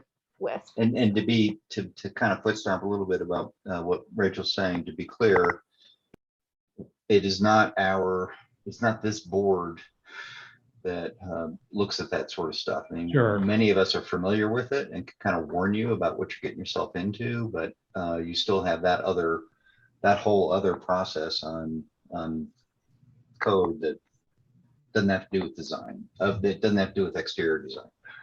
Yeah, I just don't want you to like think, you get our approval and then you go forward and find out you have to go back and change something and then have to come back to us. And Yeah. Yep. Right. Yeah, to So- answer your question, I don't think we would stop you. The point of my comments is to help you understand what your options are. Yeah, Okay. yeah, I agree. I agree too. And- So, Is that true with the little windows on the north elevation also? You think those are okay? I don't have a problem with them. I don't have a problem with them. I mean, if they're made out of steel, I mean, the buildings, the commercial buildings, Time Market and, for example, have windows that are just rectangular, clear story windows that are steel. I mean, that, to me, it'd be more like just make them out of the right material. Okay. Thank you. So I need to kind of move us along here, all due respect. It's Sure. 7:39. No, really appreciate it very much. Thank you. Okay, you're very So welcome. do we need to do a motion because this was an actual agenda item? Michael?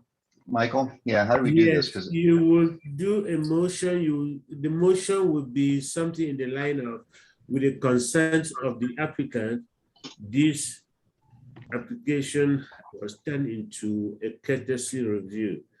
Applicant will be returning to the board with revised plans for a formal review. That's the line in which your motion should state. all right. Do you want to make a motion, Michael? Probably not, but be helpful. As a staff, I cannot. Okay, so can somebody make a motion? I can. This is Rachel Sarah. I motion to table this review or to treat it as a courtesy review per the homeowner's request. And we will see them in the future. Second. All right, second, all in favor? Aye. Aye. I have all ayes, so it is unanimous, yes. Okay, thank you. Y'all have a good Okay, night. again, thank you very much. And I guess we leave at this point. So, Say if you want, but I mean, you can hang out if you want, but yeah, if you find it interesting, you can say. I might hang out a little while, but I'll turn my video off. Thanks. All right, Bye. we're gonna go to item 5C, HPZ 22042, 825 North Third Avenue. And Robert, you've been patiently listening to all this, so I'll turn it, I assume you're speaking? I am. Can you hear me okay? Yes. Yeah, just so as an introduction, I believe Rich can talk more on this. We had gone for a minor review, which Robert wanted to do the roof, the chimney, and then the window to door thing. At the minor review, it was determined that the chimney and the changing the window to door could not be done as a minor review, and that was a full review process. So correct. he is here today for just those items. The roof has already been done as a minor review. He is also pursuing solar panels on this same property. So he's before you today to talk about the chimney and the process of changing the window into a door. Those are the two things that is here before you today. Okay, well, thank you. Even though I'm last, I'm really glad that I had a chance to watch both of those presentations. I learned a lot in terms of how you work and what I should have. I don't have the big PowerPoint, but I also don't have a lot of work for you to do. I think, having watched what just happened, if you want to let me share my screen, I can pull up the plans. Sure. You're good to go, Robert. Okay, city plans right here. So I've got to tile my picture of the meeting so I can see what I'm seeing. I don't know how many of you ever had a chance to see this house. Personally, you live at many of you live in the neighborhood, so you might have seen it over the years, and especially last fall when it was on the market. Did anybody get a chance to actually see the house during its time on the market? Mm-hmm. Yeah. Okay, so did you actually go inside the house? Oh, no. Okay, well, Bill D'Agostino had done the very best that he could to cope with the process of taking care of his mother up to and including the time of her death and the time that he'd been there. He had owned the home back in 1994-95 when a rear addition called the guest house was permitted and built. That building, that addition was on slab, so it had a totally different main floor elevation. And when I came to the house, he had a aluminum ramp, a wheelchair ramp in the front of it, which made it impossible to enter the house by going up the stairs from the front. You had to walk around and up the driveway and then around and back onto the ramp to get into the house. And he had needed to do that because there was no other way, no other entrance for him to get into the main floor of the main house. If he had tried to go through the back door, he would have been 2 steps too low and he couldn't have gotten through. If you take a look, I will try to scroll down here to the floor plan. The left plan is the existing floor plan, and the access to the side yard here on the south side of the building is either through the front door and down the porch and around through the gate into this direction, or you go through a door, down a step to a landing here with this little half bath, then down another step to the landing in front of this door. This is the locked door that separates this common laundry from the guest house, and then out another locked door here.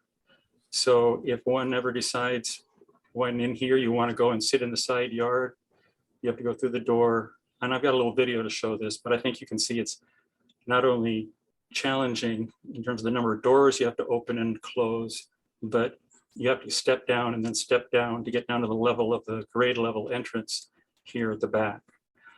The most significant thing in my request tonight is to allow me to separate these 2 buildings by closing that wall off. In my new plan, you'll see that closed off here, and opening a new doorway on the south side through an existing window. I have to confess I was quite naive about the controls, and I understand them completely now that I've researched them and experienced them, but the historic controls that you folks are responsible for maintaining. I had originally planned to just run the door straight out through this area without using this, and I would have closed up part of that window and just made a straight shot out.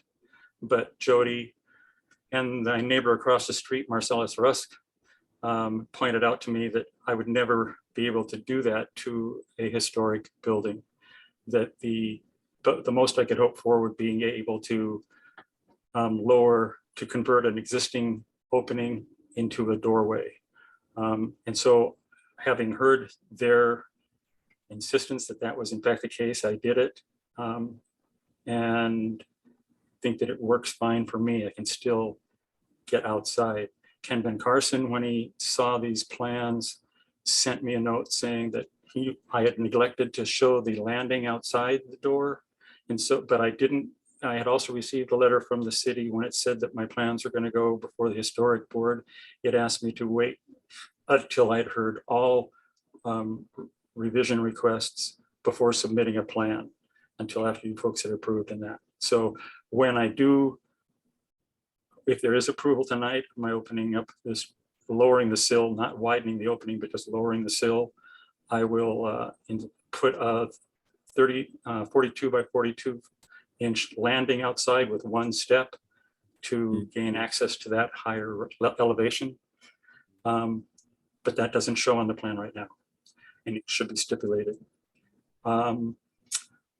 I hope that I can communicate when we walked through the property, some of the things that necessitated an incredible amount of work anyway was the reality that Bill had put it in the existing building, had partitioned partially a room in the living room and cut a hole through the floor and done the plumbing for a toilet and a shower and a lab and a vanity, as well as adding vanities to both bedrooms.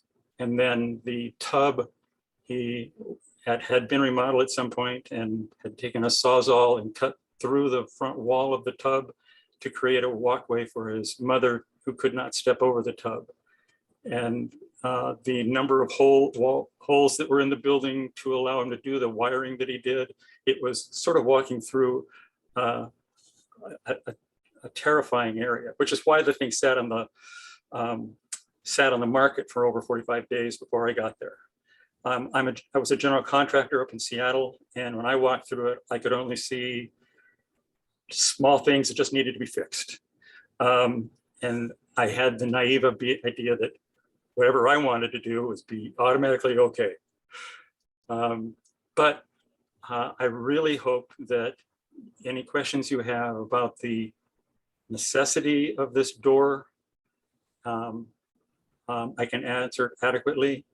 I know that in the historic application packet, I specified the door as part of the descriptive materials that I wanted to do here, and that, but I'm not sure that I kind of don't think I put that door's picture in. Can I go to the bottom here? Let me go.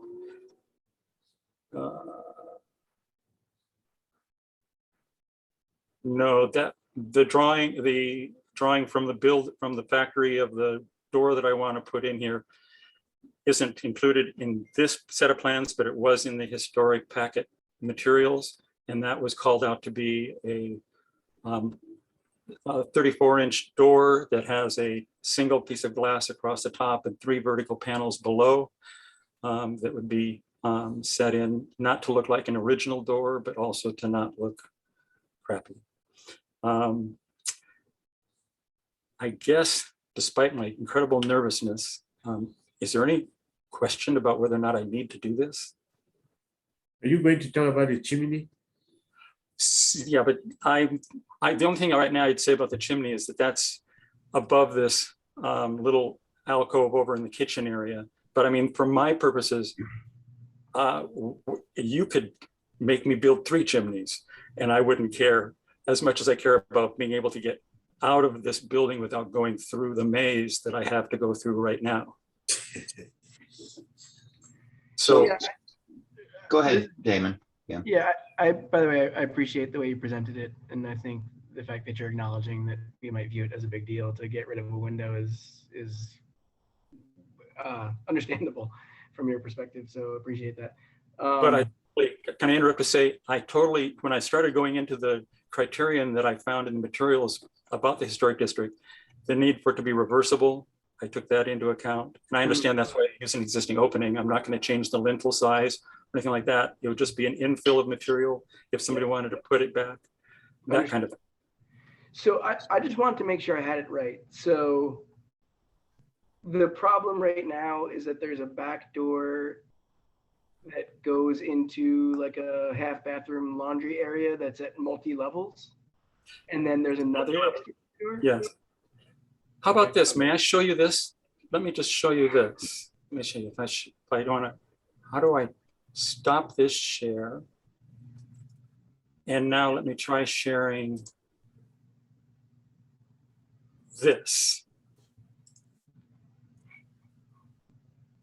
So this is taken through the kitchen door, the current path to the outside through the back of the house goes through a door at the kitchen, down a step, past a door that leads to a little half bath, down another step, past a door into the bedroom, to the other door that separates the shared laundry from the guest house apartment, and through that door to a locked door for the outside. Okay, you described it well.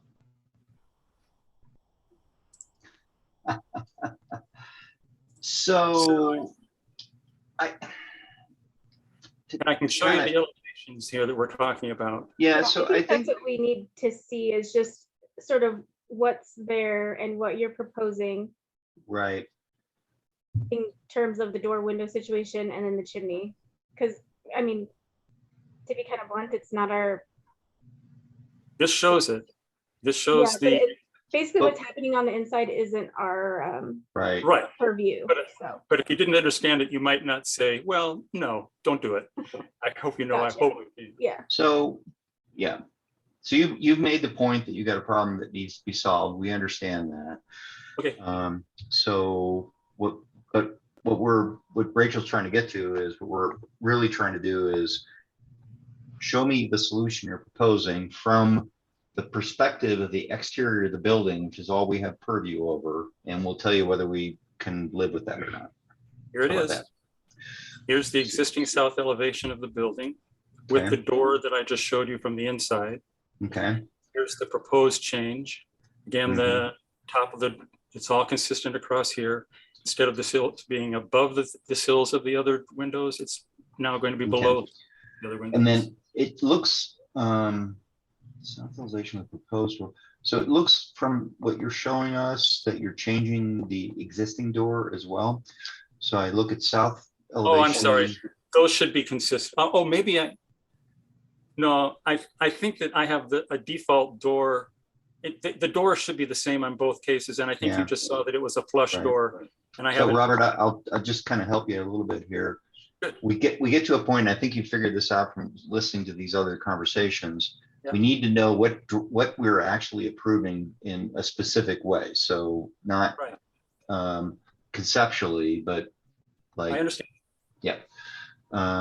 So what you're saying is that the south elevation with proposed door drawing you're showing us, the top of the picture you're showing us, Yes. the door to the, whatever, the kind of left side of the screen would be whatever the existing door is. You're not changing that door. Yeah, I should specify that to be the slab door that I think I showed you just a moment ago in the video. Oh, it's a slab door? Well, I'd have to go back. We just saw it. I can pull it right back. That's okay. Don't do that just yet. It's the existing door. And then you're going to add a new door, which I can't, it says proposed something wood door. Is that what you're saying on that drawing? I can barely read it. But I have a small computer screen. I can, yeah. So the new door would be a wood painted door. Correct. And the width of the door would be consistent with the current opening for the existing window. Exactly. Okay. And you're not changing anything else at all. Nothing else.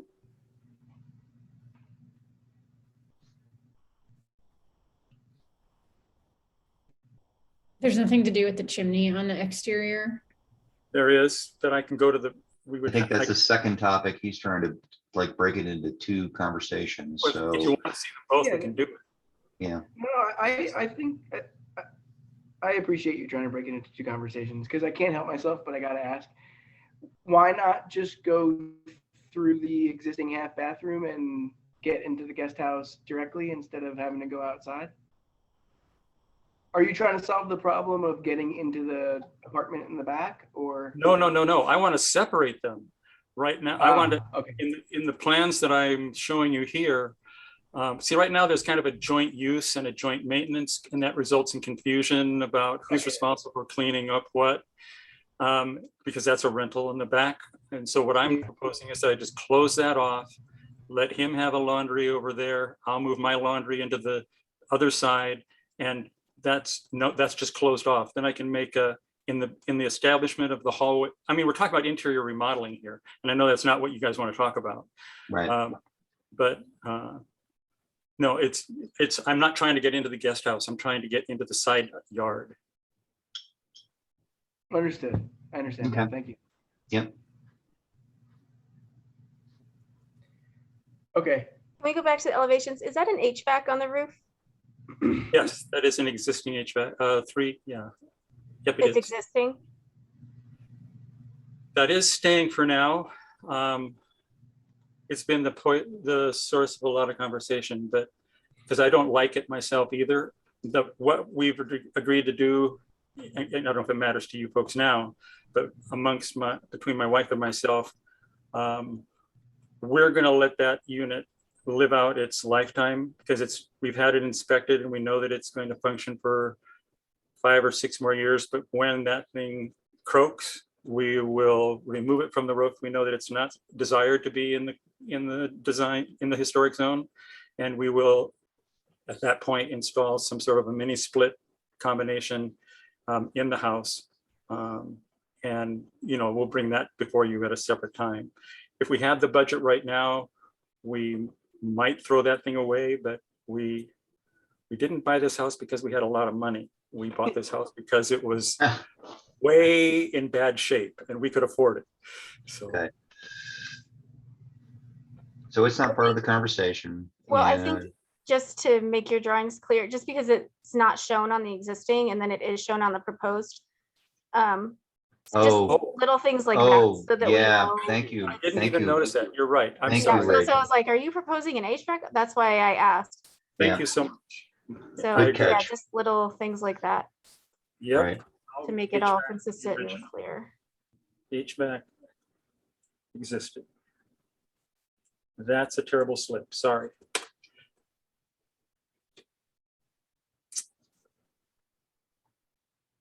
Do we want to comment on the window door thing now before we talk about chimneys? I'm fine with having the conversation right now. Okay. And since you started, Damon, comments? Well, I think I have to say, normally I think I'd be opposed to it, but given the situation, I think he makes a pretty strong argument. And yeah, honestly, when I was looking at it, I thought it was going to look out of place, but then I scrolled down and it looked in place to me. So I don't take any exception to it. All right. Any other comments from the board? I'm fine with it. Any negative concerns with respect to that particular door? No. I would like to see, Robert, when you get to a little bit more, I just want to make sure that we're all fine with it. Just be more specific in what you're calling out. It says wood door, which is good. I don't know if that's exactly the door you're talking about, the drawing per se. I can say that I think that if I was educating myself about how to present this during those 2 previous presentations. Yeah. And I said on the agenda material, the historic package material was included as another item. And if I go to that, I might be able to pull the door, the exact picture of the door up, if you want me to do that. Because that was the one that I did provide specific. Oh, okay, so you have an exact picture of what that door is going to look like. Yeah, would you like me to go there? Yeah, probably should. It's a 4-panel with a 3 light. It's just your time. If you want to do it, I'd be It's a glad 3 to. light. Does it, Damon, since you've got, 4-panel below. It's a nice door. it's a nice door. Oh, you're looking at it, Damon? I apologize to everybody here, but I'm sensitive to, we're past 8 and I don't want to lose quorum before we make a vote. So unless anybody else wants to see the door, Damon said it's a nice door. I'd like to kind of talk about the chimney. I'm fine with the door situation. Okay. Let's talk about the chimney. Okay, so back up to the chimney. First of all, the kitchen, the chimney, originally established like all the ones in the neighborhood for a wood burning stove in the kitchen. No, it's been abandoned for a million years. On the roof, you can see it in this elevation here. Right. If you examine it, the grouting of the bricks, it needs to be seriously maintained or replaced. The smooth plastering on the chimney is still intact at the base and then gradually eroded to the higher points to where there's none above 2/3 of its height. I would like to take that chimney down to the ground just to create the empty space, to recover the space on the interior of the kitchen. But I'm insensitive to the historic nature of the appearance of these buildings with their chimneys and would be glad to replace that with a smooth plastered structure that exactly is an exact replica of its sizes in all directions. Or I will take it down. But I assume that you would like to see the chimney as a reflection of the original appearance of the house from the street. And so what would you like me to do? I'd like to just replace it.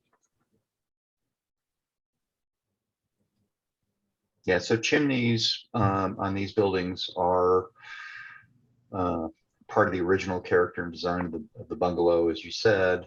We're kind of against getting rid of them altogether.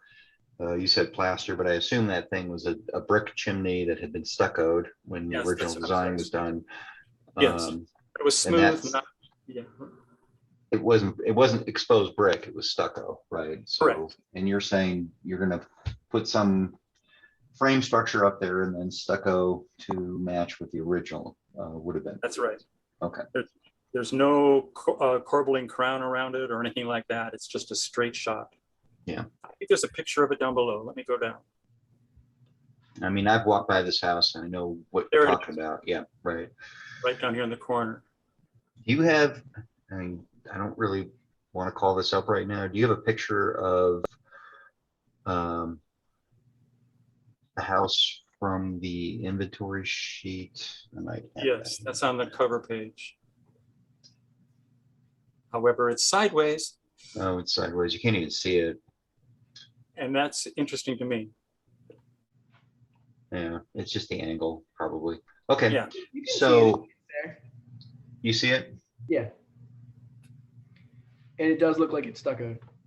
Yeah, I'm sure it would have been stuccoed. That would have been more consistent with the period. So you're proposing putting some kind of frame structure, a facade, fake frame structure up there that you would stucco to have the appearance, the dimensions and everything of the original. But beneath that original, you would just remove all that interior structure. It's down to the ground. Right. I'd like to hear other people think about that, but I don't know. I struggle a little bit with it. Feels a little fake historic to me to I'd rather see nothing there than like a weird construct. Yeah. I mean, if the thing's kind of lived its life, if it's really not serviceable, I don't know that I'm in favor of creating the facade of a historic kind of feature. Yeah.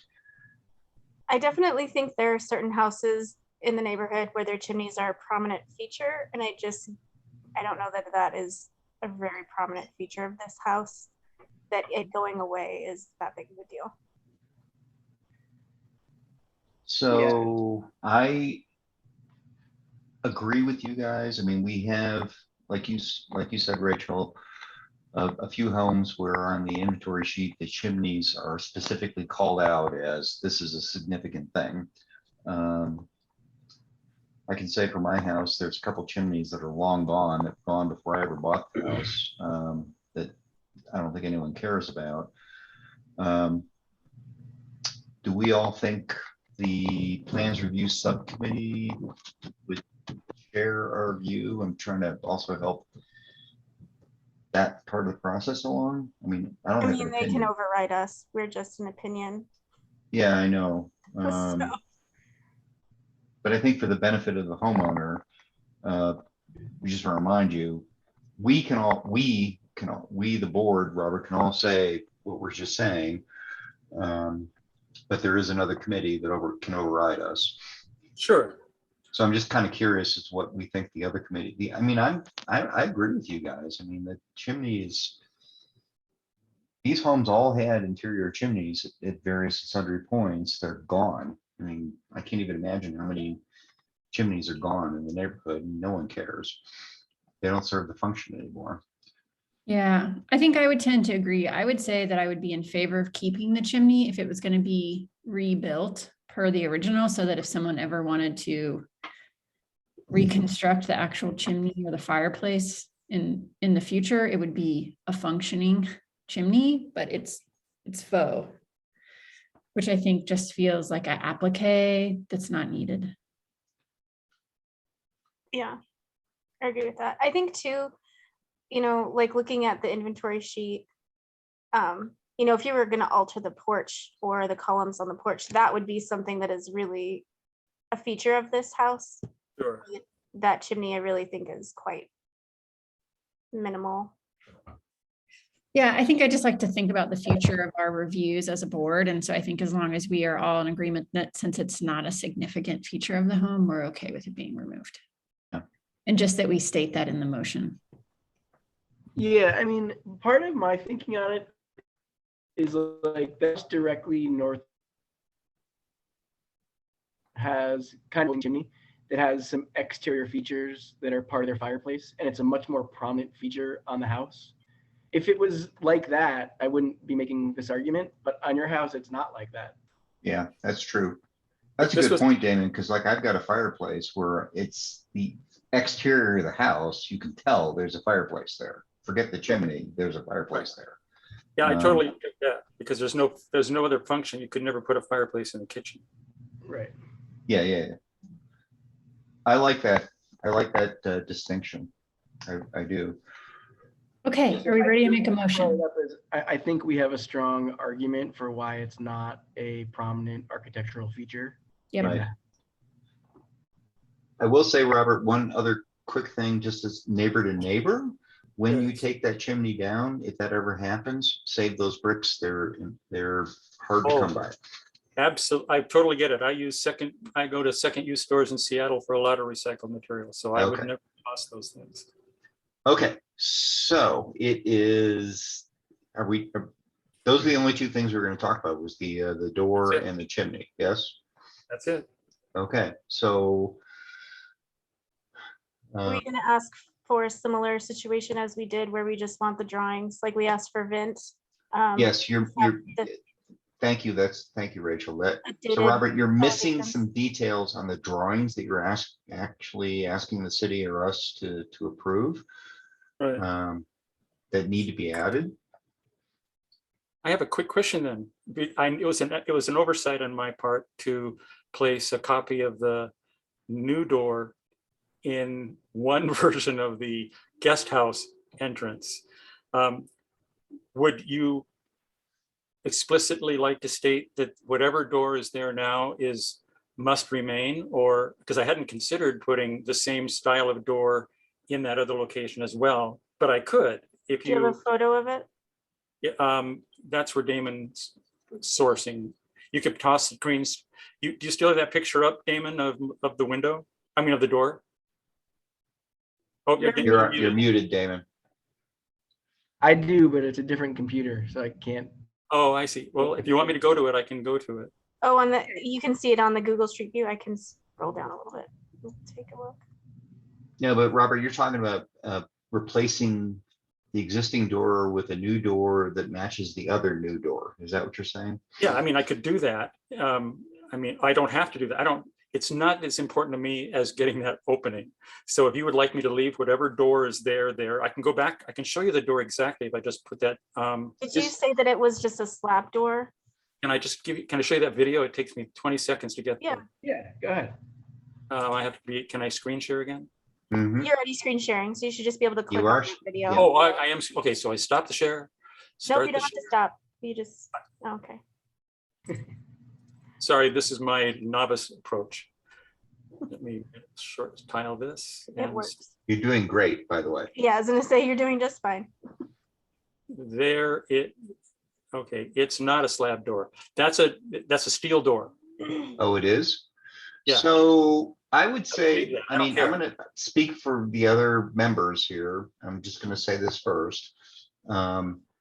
That steel door, we would have never approved in the first place. So if you're willing to replace that with a wooden door with, that matches the other door on that that elevation, I think it's a significant improvement. Well, I I'm think fine with, that would be our recommendation, would be Yeah.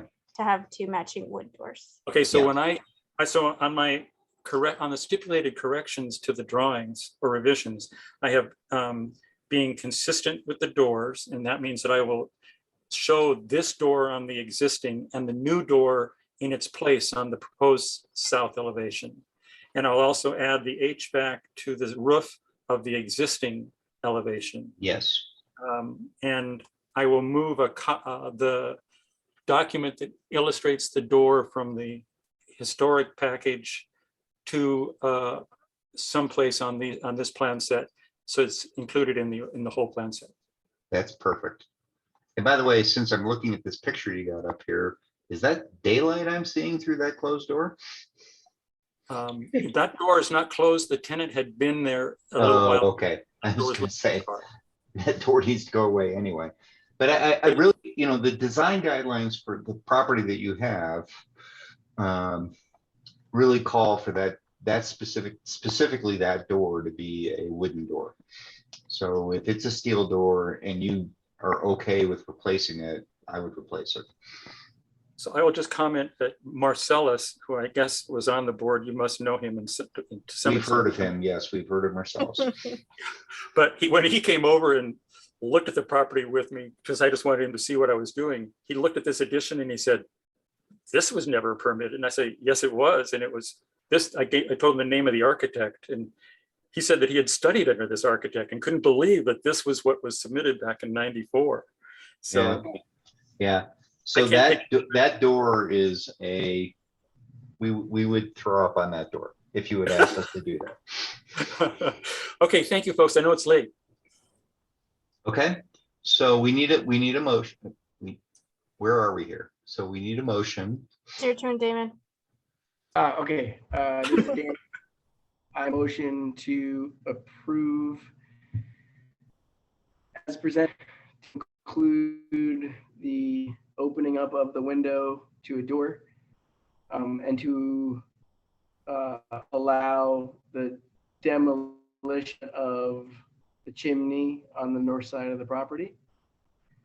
And I think we would also like the plans to be updated to show the steel door replaced with the same wooden door that you're going to use where the window currently is. Great. Absolutely. And those other plan And show corrections. the HVAC. HVAC, right. Oh yeah, and fix the error with the HVAC shown only on the proposed elevation. This is Rachel Sarah, I second. All right, we have a motion and a second. Do I have who approves? Aye. Aye. Aye. Betsy, Rachel. Rachel, did you say aye? Yep, I just said at the same time as Betsy. Oh, yeah, okay, that's fine. All right, so we have a motion, a second, and we have a unanimous approval of that. So Robert, you're good. And I can't tell you how much I appreciate you hanging in there this long of a meeting to help this. I appreciate it a lot. Not a worry. We And I support our know the neighbors. sacrifice you make to do the work you do. So I really, really appreciate it. I've been Well, on maybe you should join one of our boards. I've been on lots of them. I'm actually the president of our HOA out here right now. And I've worked in neighborhood groups in Seattle. And I have a feeling that when I get moved into downtown, which is this house, sometimes not too far distant future, I'll join up. Awesome. Okay. So thank you very much. Let me kind of move us along here. Item 6, West University Historic Preservation Zone Design Guidelines. We already heard from Jody on that. I'd like to be sure it's reflected in the minutes that we need everybody to kind of look at Jody's comments. And I'd like to get it on next month's agenda if we can all do that. I know I looked briefly at it, but briefly is briefly. And just see what her concerns are and make sure we get that incorporated so it moves forward. Okay. Item 7, staff updates. Michael, any staff updates? No, we don't have any at this point in time. no. Okay. And item 8, future agenda items. As you see, the case that you saw, the courtesy will be coming back to you. You have a chance to discuss the guideline. Right. And I think maybe I have about 1 or 2 projects that I'm working on for next month. For next month. Okay. Yes. Can I ask a quick question? Sure. Are we ever coming off of Zoom and going back into in-person? We have not been given any specific direction on that. They have been talk about boards and commission going back to in-person, which will include you. But mayor and council has not given us the precise date when that is going to start. Can I? Can Okay. we make So comments regarding that? Because like, I just feel like these Zoom meetings are dragging on much longer than they need to be than if this was in person. We're having to deal with homeowners and technical challenges and, you know, it feels like this meeting could have been accomplished in person much more effectively, quicker than having to be over Zoom. Yeah, we have brought that to the attention of mayor and council, but again, we want to go by what they direct us to do. They have been talk of in-person meeting. So we are still waiting for them to tell us. exactly okay, when. I appreciate that, Michael, and I've had that conversation with Jody a couple of times. If y'all have another 2 minutes, I mean, Darcy's already expressed her opinion. Damon, Betsy, Rachel, how do you feel about all that? I mean, and that, by the way, not trying to create a controversy, but this will go on forever if we don't just insist that it changes or not. I agree with Darcy. These tend to take a really long time, and I have to be like annexed in my bedroom and lock my children out, and it's Yeah. like such a nightmare. Like muting and like yelling at my 4-year-old. So not having to do that would be great. Yeah, my opinion is that it's more efficient in person. The only downside I would say to in person is when I do this, I have my laptop here and then I have a screen here so I can look at the plans. And I kind of like the ability to be able to look at the plans digitally in real time. But Yeah, then I would say you that's printed out things that were full scale that we could see. Yeah. Right. or even an And 11 by 17 set that we could handle and look at. Yeah. we can also schedule these meetings in a place where we all have Wi-Fi access, and I can just like you guys, I've got another computer screen over here that's got all this stuff called up, and we can do that as well. My sensitivity, honestly, has always been, you know, Darcy, Rachel, for example, you don't live in this specific neighborhood, so I want to make sure we're not making everybody like go far out of their way to drive someplace. But I think in person is way better. I mean, by the end of the day, it kind of takes the same amount of time as if I drove out there. Yeah. And Okay. I don't really, and I think part of it was kind of a nice social gathering aspect of Well, it. yeah, and like you get to everybody. really, connect I don't with the know. people who are applying instead of staring at them on a screen. I guess I'm just feeling really frustrated by it, and I feel like it's just going on infinitely. And I would like to express my concern for the people who are. No, I do not believe that it is going to go on indefinitely because I believe the city clerk has been talking about it, and I think there is going to be a time that they will let us know that we can do in person. I just don't know when. Okay. Well, And this, I mean, this it- whole formatting is changing too, though. So, I mean, by the time the city gets out of Zoom meetings, we very well could have a completely new structure altogether. So Right. fighting for it might just be a mute anyway. So. Right. So I know it's late, so I'm gonna, one last thing. So the whole reformatting of all these boards is gonna drag on for the rest of the year. I mean, y'all are familiar with political processes in various, in sundry forms. We're not gonna have this whole new structure anytime soon. It's gonna, they've got to be code changes and everything else. We're gonna be doing this for a while. Okay. I've had conversations with, and Michael, all due respect, but Jody and perhaps with you as well, about at what point do we stay where we are or do we change? And it's convenient for city staff, I will say, to do Zoom, right? Because they can do these multitasking things. Jody's in another meeting right now. But if the board wants to go to in person, that's kind of something that's starting to happen. And I'm making a note right now, and Darcy, I guess in the minutes, I'd like to reflect that the board is interested in trying to understand what the process would be to get back to. Yeah, the issue with in-person. that, the issue with that really is that we have to follow guidance from mayor and council. So I understand, Michael, I understand that. I totally understand that. But that line is getting pretty fuzzy right now. and I will tell you, to be honest with you, it is not that it is convenient for city staff. No. When I was doing minor reviews, it was quicker and easier to just go on site and take a look at this. And, you know, I used to take like 10, 15 minutes to do one.